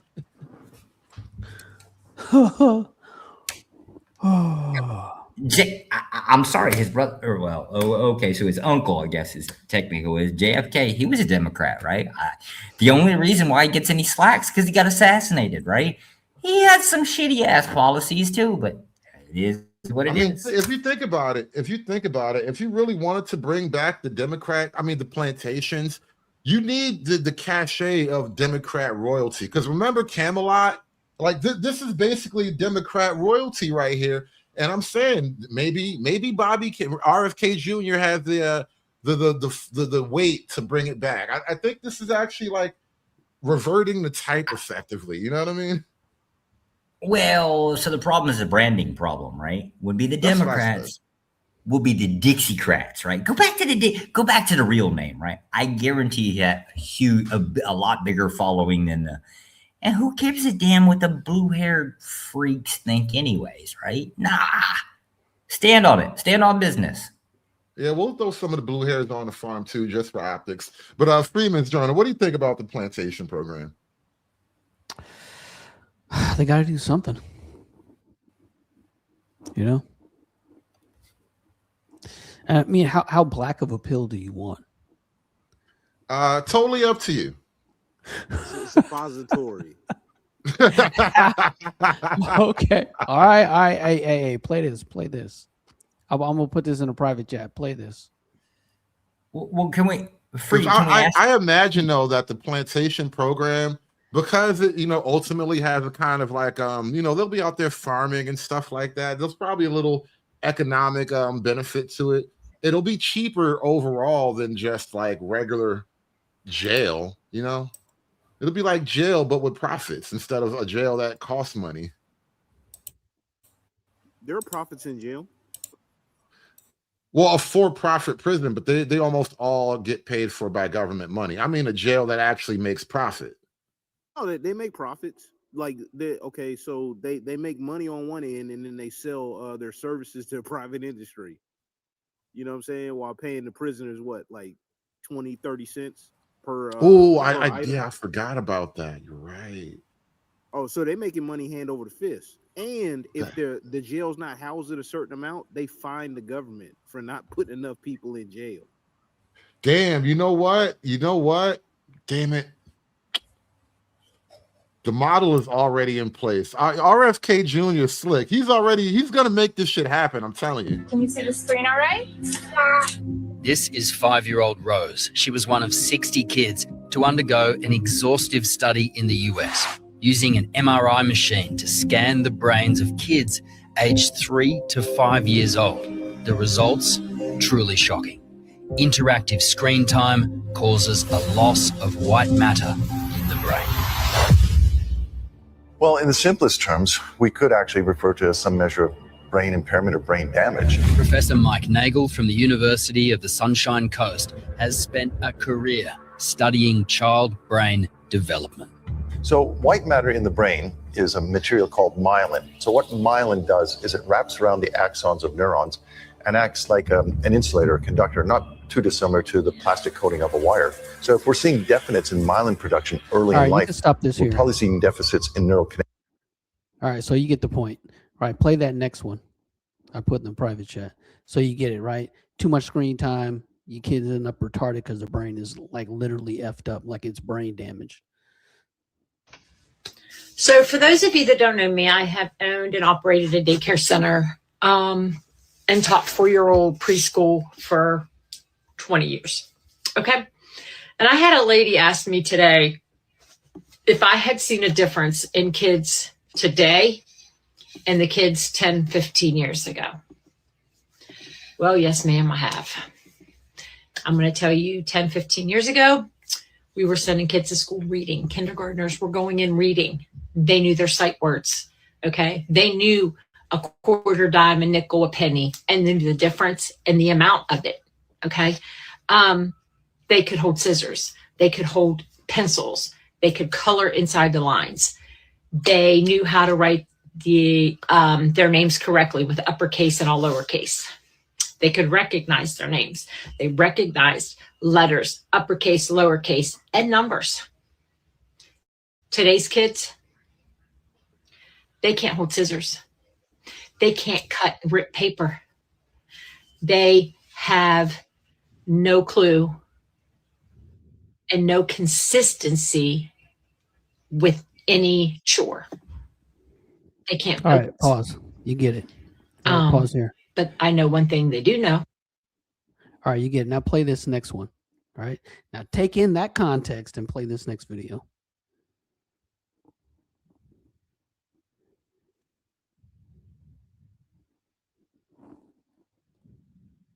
No, wait. Before you play this, let me say this. Now understand the context. That lady wasn't talking about black kids in particular, right? She was just talking about kids in general, right? Now apply that to the kids that we know are sitting in front of interactive screen time the majority of their lives pre 5 years old. Right, now play.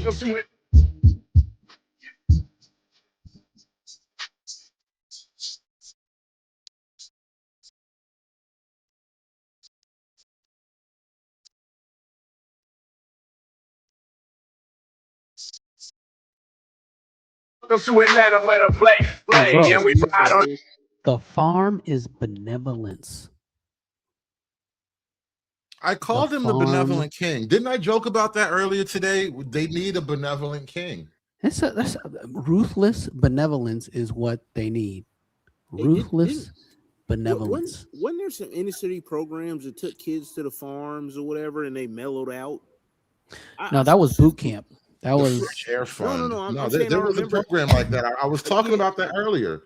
Yeah, there was several programs like Outward that, right? Bound. Yeah, Somebody but said in the chat. Those programs are like for the kid that got caught shoplifting or something, right? The hardcore kids, they got to go to boot camp. No, I 100% agree with that.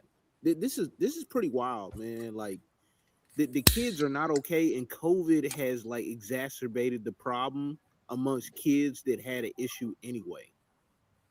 And like people are trying to overlook that. The kids are not okay. The kids before COVID couldn't read. You know what I'm saying? Right. After now COVID, they don't even want to read. Man, they can't even read lips. Bro, you're talking about permanently damaged. I mean, the kids that were damaged by COVID. Now imagine the kids that were damaged by COVID and they were already myelin deficient because they were raised in front of a screen. They started school illiterate. I don't think I like the way the direction this conversation's going. What do you Listen mean? here. If I'm manufacturing toys, digital toys, right? Video games and shit like that, right? You're screwing with my damn profits, buddy. Well, that's a whole other thing. The thing is, though, this is why RFK video Jr. game player is older. It's actually aged up. But look, this is the thing, right? This is why the RFK Jr. Plantation plan has like some kind of merit to it. As scary as it sounds, my genetic memory is flaring up this whole show, but I'm just saying, he started out initially saying take all the electronic devices away, right? Not only was it about the ADHD and the opiates, but he was like, look, take the devices away and just put them out there in like old school traditional social interaction environments and raise them from scratch again, like reparent them, literally reparent them. And I'm like, damn it, you know what? He's on to something. Take the devices away. And then this is also too, like, urban environments are probably not healthy environments all overall to raise kids in. It's probably generally better to be in something more suburban, rural even. The urban environment on your young children is probably like mind warping or some shit like that. You know what? This is why Hood can't get no damn sponsorship right here, right? You can't be going against the corporations. That's why you ain't got no damn sponsorship, Hood. Right there. Hey, crowdfunding, man. The people gotta love me. Hey, Hood is really pointing out the soft R's right now. You know what I'm saying? Wait. Crowdfunding, isn't that what Black Lives Matters was? Yeah. I mean, no, that was actually corporate sponsorship. Oh, that was. Yeah. That's right. There was two of them corporate. Damn. It's like the soft R's, man. The soft R's. I like I said, I'm pro corporatist. I don't care your kids can read. I really don't, right? I care that my kids can read. See, I send my kid out to go play with sticks and rocks. I save money on electronic devices mostly because my commie old lady won't allow the kid to watch TV, right? But I've been in the tub and out, baby.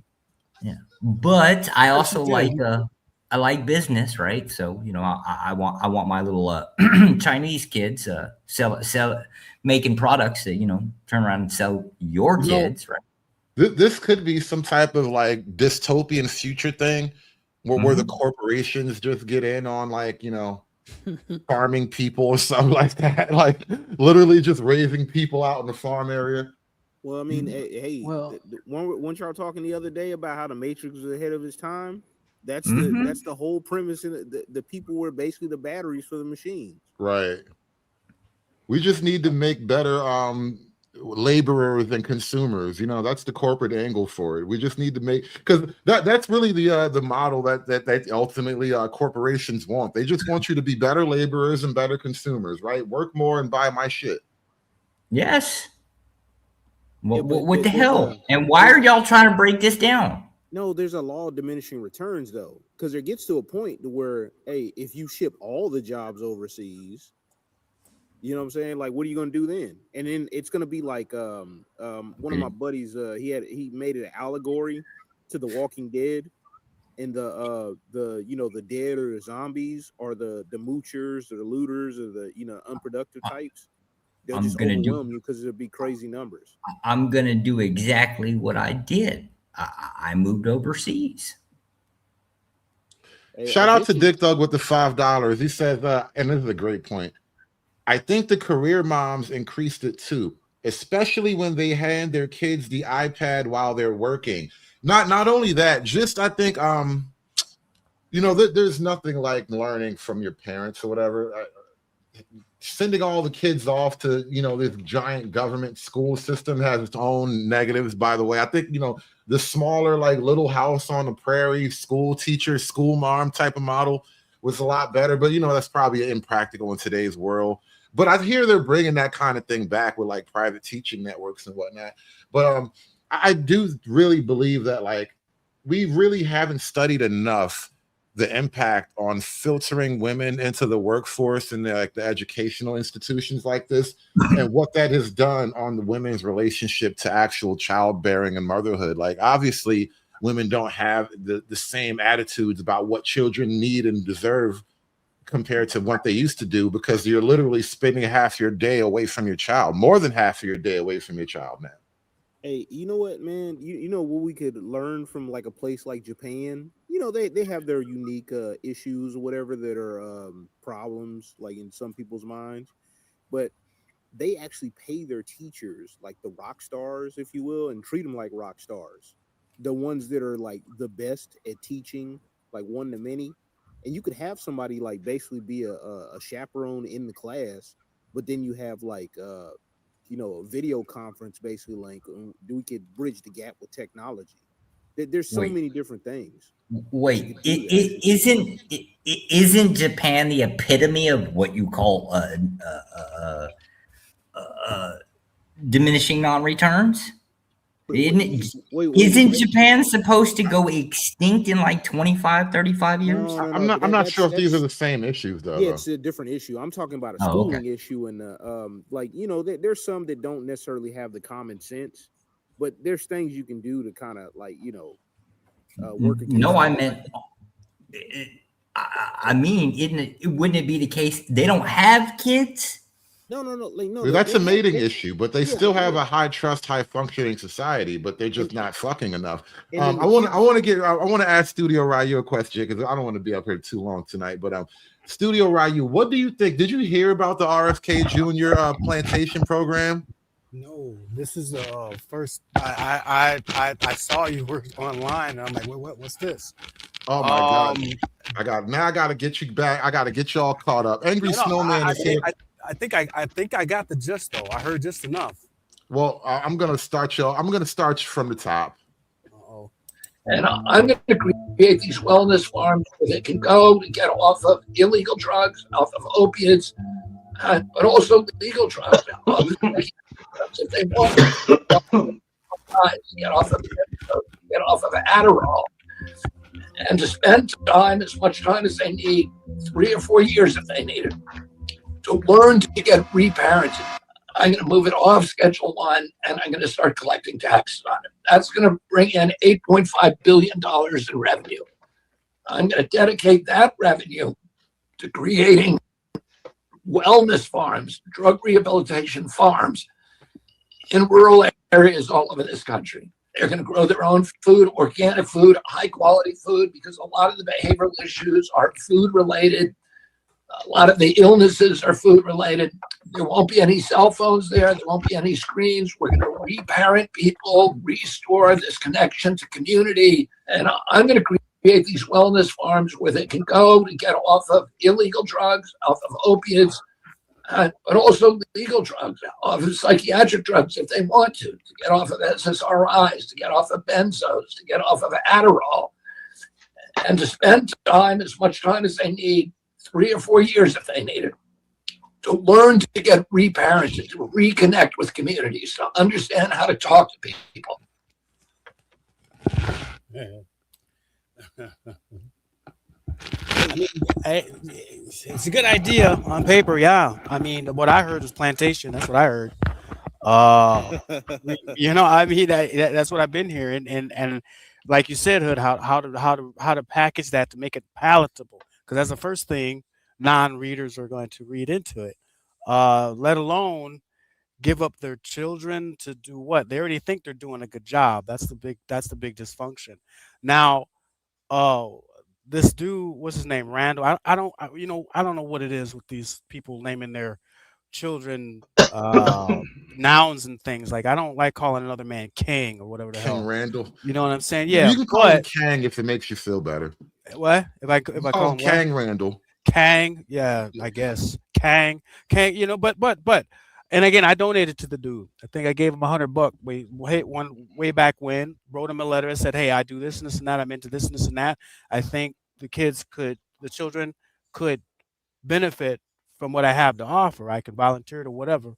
Never heard anything. However, I do see snippets and stuff of what he's trying to do, taking them out, teaching them etiquette. Now that I can kind of get behind. So his model is cool. You know, on, you know, as far as, you know, a positive note. On a flipping note, no, send them, like who said that? Send both of them. Send the parents and the children back over there so they can learn something. Now, if you ask me, send them my way. And what I'm gonna do is I'll take the little younglings and take them out to the woods with me when nobody can hear them scream, because they think they're tough until they have to try to build a fire at night in the rain. Can I ask you a couple questions? Do you think real quick? Big Vel said this is just Job Corps 2.0. I think this would be a lot more intensive, but you get the idea. Yeah, but go ahead, Josh. I'm sorry. Well, it was intensive, at least the previous version of this. Now, imagine, put RFK back up there real quick. Put RFK back up there real quick. Because he ain't giving you a new idea. He's giving you an old idea again. Draw a little mustache right over the top of his lip, right? Right. Put a swastika on his neck, right? And then let's talk about the youth camps again. Tell me what this sound like. Youth camps. You know what? That's actually not a bad point, bro. Freaking youth camps. And SKCR, let's get you caught up. Anybody who was tuning in recently, this is really the gist of what we're debating right now. That clip that we just played about RFK and his wellness camps, and also the little the clash that he had on in some congressional testimony today. Mr. Secretary, you've made a number of outlandish and frankly disturbing comments both before and during your tenure as Secretary of Health and Human Services. I want to draw your attention to one of those times. In a 2024 podcast interview, you suggested that Black children on ADHD medication should be reparented. You said every Black kid is now just standardly put on Adderall, SSRI, benzos, which are known to induce violence, and that those children are going to have to go somewhere to get reparented. There is a lot to unpack in that comment. I know that you've already answered several of the questions I was going to ask, and so I'm just going to rephrase them. Mr. Secretary, you've already admitted that you are not board certified physician, and you've already admitted that you did not go to medical school. Have you ever reparented, or parented, I should say, a Black child? I don't even know what that phrase means, and I doubt just that a yes I said or no it. answer. I doubt that I said that phrase. No, I'm not going to answer something that I didn't say. You absolutely said it. Oh, I'd like to hear the recording. So to be Because clear, it doesn't make sir, any I'm sense. I'm I gonna don't even know reclaim what my it time. means. I don't either. That's why I'm asking. And by the way, so to be of clear, you're not a 26 doctor, you have no medical degree, and you have no formal medical training. As and have- you have never as have- parented a as Black have child. 24 of the suggesting 26 that HHS government- secretaries Mr. have not Secretary, had medical This is my degrees. time. And I say to the chairman, I want to reclaim my time. So you are not a doctor, have no formal medical training, and you've never parented a Black child, and yet you are suggesting that the federal government should take Black children away from their families and reparent them and send them off to some wellness farm instead of providing them with evidence-based. You're just making stuff up. I am absolutely not making this up. Mr. Secretary, in your opinion, what factors should the federal government consider when reparenting a Black child who has been on ADHD or ADD? I don't even know what rhetorical, you're sir. talking about, Congressman. I don't know what you're talking deficit, about. I don't know what deficit reparenting disorder, even and means. I don't either, but you said that. I did not Mr. say that. Secretary, for Black families in the United States, the issue of family separation is not new. Our nation has a long and painful history of separating Black children from their families. During slavery, Black children were taken from their parents and sold with no regard for their humanity. And after slavery, Black families continued to face forced separations through Jim Crow laws, discriminatory policing, and child welfare systems that too often assumed that Black parents were unfit.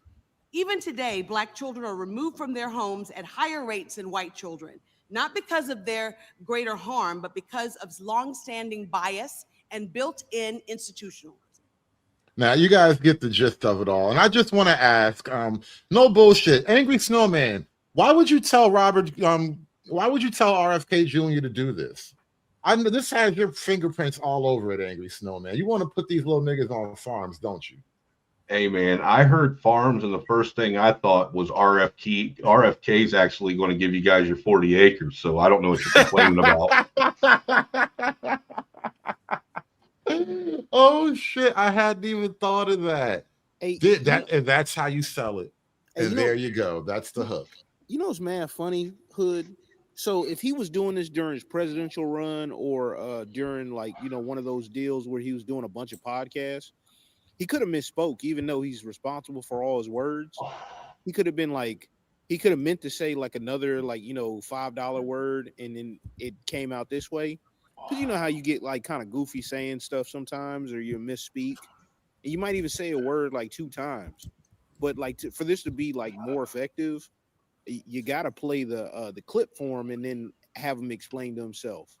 Yeah, because the problem is though, he highlighted an actual thing, which is like the overprescription of you know, these ADHD medications and whatnot. And I wonder even if ADHD is like exactly what people say it is. Maybe it's just more like diet and focus issues. It's not even like your brain is just so, you know, like these chemicals that you take with these pills can actually do something good to your brain. Maybe you actually do need to just go out there and touch some grass. Maybe while you're touching grass, you should actually like plow this field a little bit and maybe plant some seeds, and then you know, wait for the fruit to come. You know what I mean? Or it's we've you know, feminized the schooling system so much, as Dr. Umar once said, which made them actually popular even with the sisterhood. It's like, hey, there's no male figures in the school system, and the women are treating the boys like defective girls. Hey, what's more masculine than physical field labor? A bunch of ADHD brain, little black YNs just out there in the field all day long, just just humming and singing and just dancing. You know how cheerful niggas get when they got a hoe in their hand and they're out in the fields working? Dude, I do it all the time. I embarrass the hell out of my girl. She even teases me about it today. We went cherry picking one time, you know, one of these places out, and I was like, man, this looks like a plantation. That starts humming out loud because there's nothing but white people. This is she loved it. Bro, I swear to God, genetic memory is real. Yeah, exactly. I said that earlier, bro.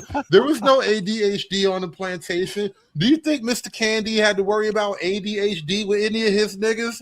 No. Them niggas, their minds were always focused and occupied. They were on task 24/7, right? There was no room for ADHD back then. Hood, they had to get correction if their mind didn't focus on the task for too long. A little bit, but still, there wasn't a chemical thing. You know, you can't fix this with pills. That's the whole point we're trying to make. You know, we got to get back to the old days, the old ways. You know, people understand and respect the old ways because they work.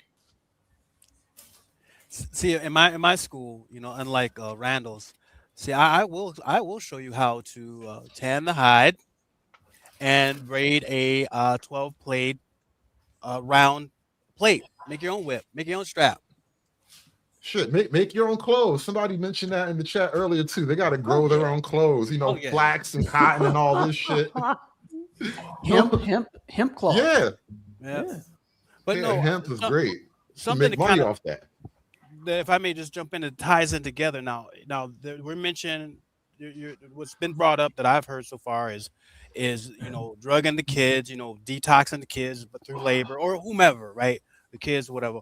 And then we're talking about it. What popped up is kind of the educational system, and you know, there's the Prussian school system that most of us is brought up in, which is a K through 12th grade, K through 8th grade. Sit down in Prussia from the Germans, Kindergarten.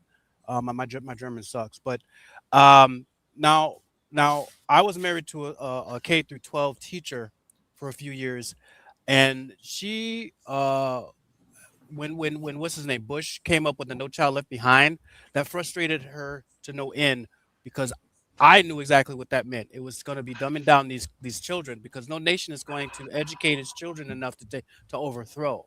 Now I squeaked through the cracks because we had critical thinking worksheets and all that kind of stuff. Parents were on our ass about homework, but then to be going to school, you had to be vaccinated. Now, when I was in school, all right, elementary school on up, ADHD, what was that? You know, I mean, you know, all this other newfangled stuff that is afflicting people. Peanut allergies, what's that? Now, I don't have the evidence right in front of me, but I do have a little war chest of information of of that there are studies they're trying to link it, and I think it's RFK is trying to link it to that the Right. vaccine schedule has kind of, jump started these afflictions because they Mercury didn't in the exist. vaccines and Yeah. all that stuff. That's all tied into the school system. So I don't know. I just wanted to throw that out there right quick. No, and I don't think you're wrong. And this is why I'm having fun with the idea, but I don't think RFK Jr., terrible salesman he may be, I think he's trying to fix an issue. It just, it's a crazy approach because, like I said, maybe the cure is to just have niggas in the field just humming away working. There was no ADHD back in the day, right? But, I think something about modernity just poisons the human animal that we are. Something is really toxic about the modern world, Like the food, Right. all the systems that are made or whatever, like everything to give you convenience is killing you. My Fruity Literally. Pebbles don't taste the same, and there's no toys in the box no more. Bro, what the hell is the Fruity Pebble? You see what I mean? Like, slaves don't eat Fruity Pebbles. That is not slave food. That's ADHD food. You know what I mean? Oh, That's man. exactly what I mean. I was deprived though. We didn't have that regularly. Hey, It was all Raisin Bran and crap. You was eating that red dye, man. That red dye that just got Every Saturday morning, 5 a.m. Big green bowl. Look, stuck to that was the screen before the phone, right? Yes, We sir. all used to I can tell you every one of us is of age. I know exactly the mode. We laid literally on the floor on our belly with our elbows on the ground and our fucking hands under our chins, like 4 feet away from the television screen. Some of us had a bowl of cereal right next to us, and that was Saturday morning. Hell yeah. Hey, some of y'all had them floor models. Oh, the floor Hell model yeah. was the shit, bro. I'm telling you, that's why you could lay on the floor, because you had the floor Yeah. model TV. You have the Tupperware, that big old Tupperware bowl, and you just pour half a box of Captain Crunch in that motherfucker. Bro, yeah, not the Tupperware bowl, the empty butter bowl. Because you know how the butter used to come in that big round tub. I can't believe it's not butter. You run out of that, now it's a cereal bowl. You put your Captain Crunch in there. Or the You be out of popcorn cereal in bowl. like 3 cups and 3 bowls. Or the popcorn bowl, man.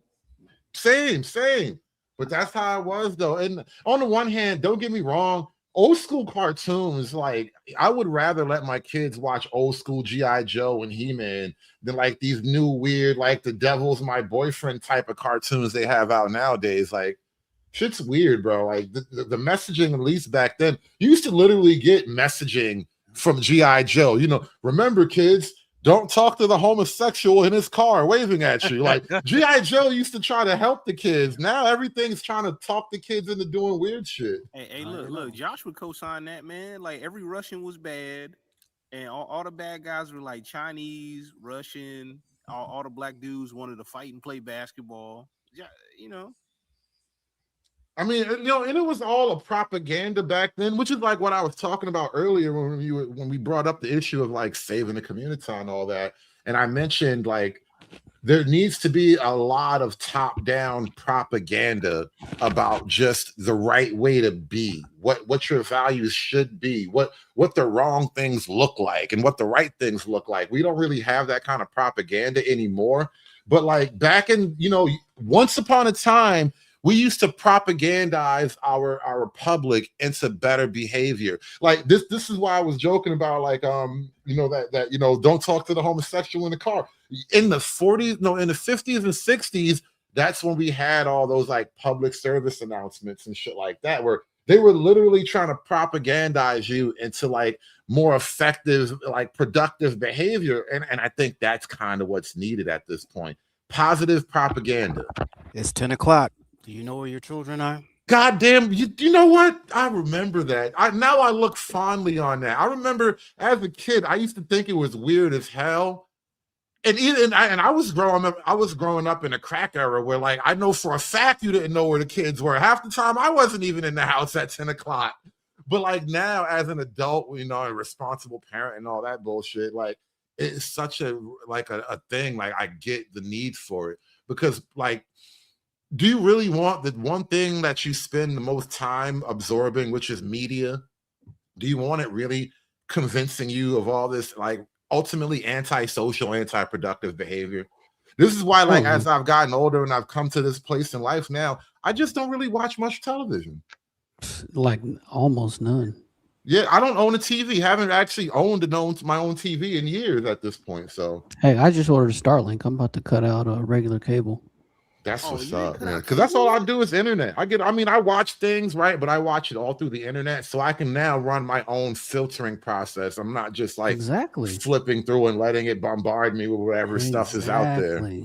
You ain't got cable yet? I would have been for sure thought you would have did that. Well, what happened was they put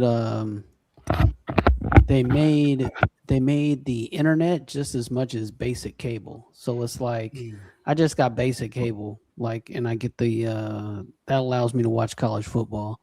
So I'm like, it is what it is. So now I'm just gonna get Starlink and save a few bucks. Yeah, I just want the all internet route. I don't even have actual cable, but you got to go through the same companies anyway. And so it's now you just get internet. That's what they did to stop people from cutting the cord, man. They just made the internet. They just made the internet more expensive, and they made the regular TV a little cheaper so they could stay in your home. But I'm just like, oh well, let me just get rid of it. Nah, because I don't watch most of the slop anyway, so it's not even worth it to save that theoretical money. Let me just have the stuff that I want, The quality of like cable programming, if you will, because like anytime I'm on a road trip for work, like I travel here and there, like I'll be in a hotel and I'll be just like, I'll just be like, let me see what's on. And it is so weak, man, compared to just like, I think I kept my cable like maybe 8 years ago or something like that. So I've been pretty much like internet hopping like the whole time. The thing about like these screens, these tablets and whatnot, in a large way, it's inescapable in that it's like the wave of the future. A lot of the lesson plans are going to come off of the screen now. Like if you think about like the Star Trek world, like that's literally how they were teaching the kids in the holodeck some of the time, right? So it's like you can't escape this digital stuff on a certain level. I wonder if there is a way to actually implement it so that it doesn't lead to like what were you calling earlier when it's Freeman, that clip you played about like the effects of the brain where it doesn't develop that one chemical property properly. Like I wonder if there's a way to actually approach it without that mitigate that harmful effect. But ultimately, I think what you really do need is just way less screen time. Like you have to like really lightly dose the screen time. Yeah, look, that's how Mississippi got smarter. Right, all they did was go back to tried and true methods. They just read to the kids and they practice phonics. Like feed them, read them, and run them. Huh? Yeah, it's not rocket science. You know what I'm saying? Yeah. We just all we do is like read to baby Freeman, and we read to her a hell of a lot, right? But it's not rocket science. Just read. Not even just reading. Too lazy. I remember when I first started having kids, and I just kind of fell into this, but I realized later on I learned that it was actually a very healthy thing. I never actually like baby talk at all. I just have straight up conversations. I just talk, even as babies, when they're little babies, I just say a lot of words to them. And they develop a lot of words just, by osmosis or whatever. Just constant communication, just verbal communication. They become verbally acute because they have no other choice at that point. Very. Yeah, precisely. Baby Freeman knows how to speak to adults because she spends so much time with her grandparents, and she enthralls like other adults. Like completely enthralls them. That's where they get that word precocious, You got one of those kids that are just like, I can converse with the grown-ups. And not for nothing. As my oldest daughter started to get into like middle school and eventually like up in the college level, I was like blown away. And plus, it's parent pride and all that. Everybody, thinks their kid's awesome. But I was blown away at my kid's ability to converse. And like what you're talking about, Freeman, like I remember that moment, like sitting in the car next to my oldest daughter, and she's like, I'm driving her to school one morning, and I'm just blown away, like you have thoughts, and you're telling me things that they actually like I'm feeling the way this little kid's talking to me, right? It was such an odd moment, but I remember like that moment, and I felt proud in it, and I know it's probably started out in little small things, like just talk to them a lot. Don't treat them like babies. Just say words to them. They'll get it eventually. Mm-hmm. like me and one of my siblings used to get all the time, like from other like adults or whatever, even until like my early like adulthood. He speaks so well. I'm like, that's not really a compliment. I'm supposed to speak well. Yeah. Well, it's Precisely. like it's a compliment on a curve because you're always being graded against the curve of black. Eh? Huh. That's really where that comes from, by the way. In my opinion, at least, like you're literally being complimented, but it's because you're being graded on a curve. Because the norm is put these niggas on a plantation.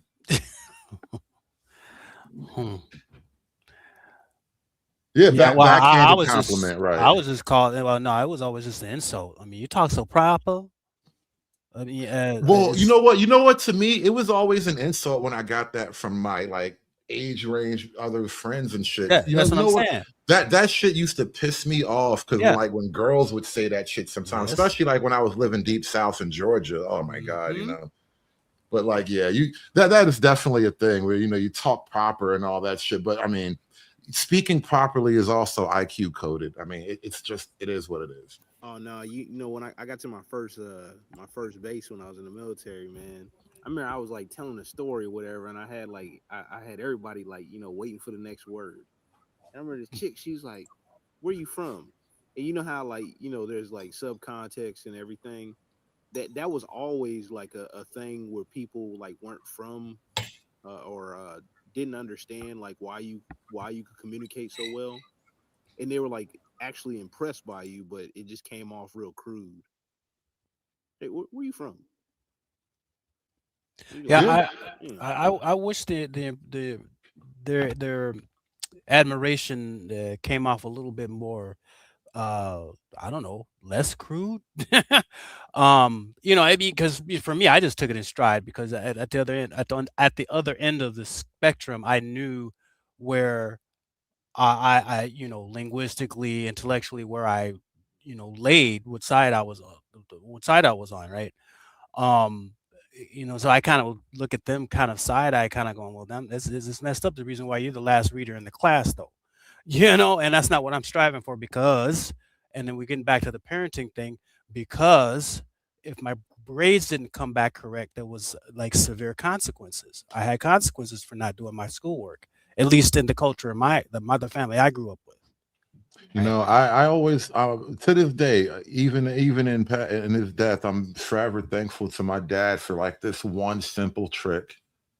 My dad would stand me in front of him. He'd be sitting on the couch, and I'd stand in front of him, and I would read to him from like the New York Times. Oh, yeah. My girl, that's how her English is so well.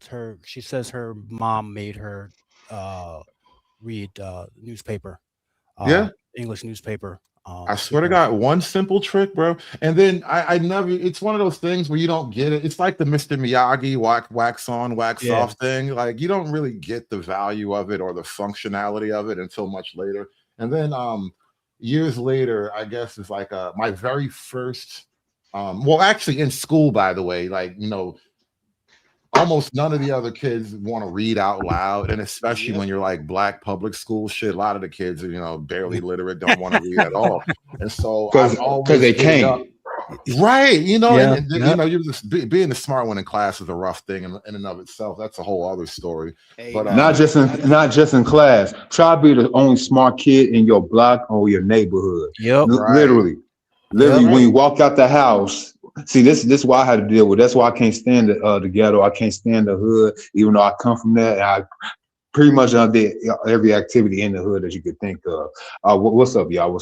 Man, what's up? Hey, you coming up at the tail end, so I was just gonna kick it to you in a second. But let me just finish this quick anecdote because I was talking about my dad and he made me read, and as I got into school, I realized a lot of the other kids could not actually read in front of an audience, which is a whole other skill into itself. Like reading in yourself is one thing, being able to read off the paper, right, and then to say it. Like when I'm actually reading things online or whatever, I notice like not everyone can do that well. It's a thing that's been practiced in me.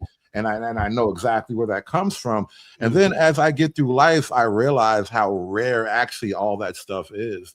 And it's like, wow, you know what? Thanks a lot, Pops.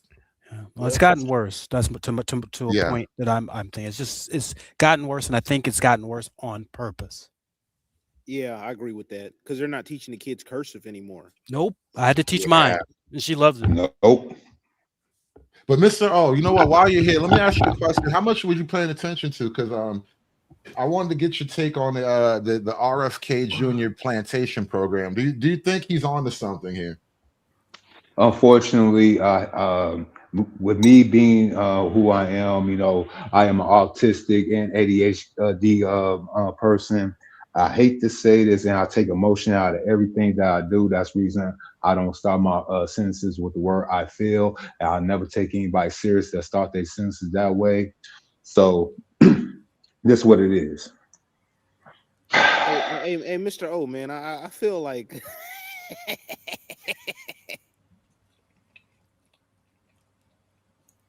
Go ahead. no, I'll just BSing with you, man. Like, nah. But do you think this might solve some of the problems, like especially like in terms of just ADHD, which is like a lot of like focusing issues and whatnot, maybe some type of physical behavior issues, a lot, and especially in boys where like they're a little bit more rambunctious, a little bit less likely. They always say that about boys. Girls can sit in one place and listen to somebody talk on and on. Boys need a little bit more because we are developing. Because the whole thing is we developing testosterone. See, they always try to make us into little girls, but the thing is, though, nature will always win. Testosterone, which is a masculine hormone that drives all boys and men throughout the whole entire life, that so-called can't sit still, can't do anything. That's just creativity. That's just energy that's trying to be used properly, mainly physical labor, unfortunately. But since they want us all be ideologues and just sit there and just soak up information, this is what you get. Now, conservative. That was a book that we were supposed to review one day on your channel called The Black Metropolis by Clark Frazier. I'm still watching some of those clips that I had pulled up, by the way. That's it's an interesting whole like secret history a lot of folks don't know about. Oh, it's a very deep secret history. See, the thing is, and I hate to say this about my Southern brethren, people that came from the plantations, or even had some type of remnants of the plantation lifestyle that we have basically had tried to leave behind yesteryears. See, the thing is, the blacks up here during the time of what Mr. Frazier was documenting, which was the 1920s, 30s, 40s, and early 50s. The blacks in the North had a more tight-knit, close-knit, conservative lifestyle versus the relatives and a so-called brethren southern of the Mason-Dixon. Unfortunately, during the Great Migration, with all the Southern folks that want to leave the so-called Jim Crow South, the racial discrimination that came with it, understandable. The thing is, though, they brought their Southern country redneck ways to the city, and basically you have two classes of black people: the educated, assimilated class that understand the politics of said region versus the ones that want to come here be all loud, rambunctious, ratchet, and want to justify their actions saying this is how we are, this is how we be. Unfortunately, once you let that particular class keep on replicating themselves, aka having more babies than the so-called normal black folks, now unfortunately the redneck class have saturated the righteous class, and this is what we call black culture. You just reminded me of the Idiocracy movie. It seems like every time we have a conversation like this about IQ in America and just intellectual habits, and the Idiocracy always comes up. And it seems like, and that it isn't even a black thing. Black has its own in particular issues, but in the grand scheme of things, like, it does seem like the country, I mean, actually, there's a lot of evidence to point to that the country is being dumbed down. So whatever the black problems have, there's just a microcosm of the grander issue, which is we are losing recipes effectively, as they say. We forgot how to be smart, apparently. Hey, Hood, what's that comment that SKC had? You just put it up. Yeah, I'm not sure what that story is. I hadn't heard that story. The report out of the University of San Diego. Yeah, do you know about that, Freeman? Yeah, basically there's been a big uptick in incoming freshmen that need remedial math and English. Right. That's basically it. So, and UC system is supposed to be, you know, one of the But best. they had right? top grades though, so that's now a grading scandal, basically. Yeah, grade. Same thing happened to Harvard. Y'all forgot they got remedial classes. They have Yeah. remedial classes at Ivy League schools. Bro, the educational system in this country is full of imbeciles. I mean, at this point, the I mean that plantation is better literally. than the school. Hey, well, And no, I mean that literally. It has, because of teachers unions and progressivism and the whole ideological capture, it has attracted mediocrity, right? Well, Mediocrity. If you can find a public school that isn't, you know, gonna turn your put your boy in a dress and make him a retard, you're doing something. But if you live in a blue state, they're trying to put their tentacles in even all the rural schools, right? All the suburban schools. Like they don't want you to escape because these people cannot reproduce themselves. You know, and they need your kids. I just had a thought. The plantation is a natural meritocracy. Nobody's gonna cut that tree but you. Nobody's gonna hoe that field but you. You have to do the work. damn. Hey, I don't know why, man, but my brain like just it went to that with Aunt Becky scandal, the chick that was on Full House. Oh yeah, the one that's You said what? Good, Mr. What you were saying? No, the mom from Full House, she basically tried to use nepotism, try to pay off the administration because her kid, even though she come from a so-called Hollywood pristine lifestyle, was dumber than a bag of hammers. Fuck a box of rocks. Well, they found out too that they were actually taking sports scholarships, like from like softball and volleyball and even some of those made up sports or whatever, and giving it to like these Hollywood elite kids for pay. Nepo babies. Yeah, guys, listen. I'm gonna wrap this up in a second here because it's getting late, and I've been streaming a lot today. But this is actually a great conversation, and I didn't really watch the full exchange with RFK Jr. and the lady until like right as I was putting the show together. And I got to tell you, as much as I'm joking about it, I mean, and it sounds very uncomfortable, and my genetic memory is all triggered right now. But God damn it. The plantation might actually have some merit to it. Our RFK and his little farm, his wellness farm, you know, let me give him some credit. He's not going to call it a plantation. That's my word for it. But God damn it, you know, Democrats are bringing plantation. I'm surprised y'all never made the correlation that he's referring to the actual novel and book called Animal Farm too.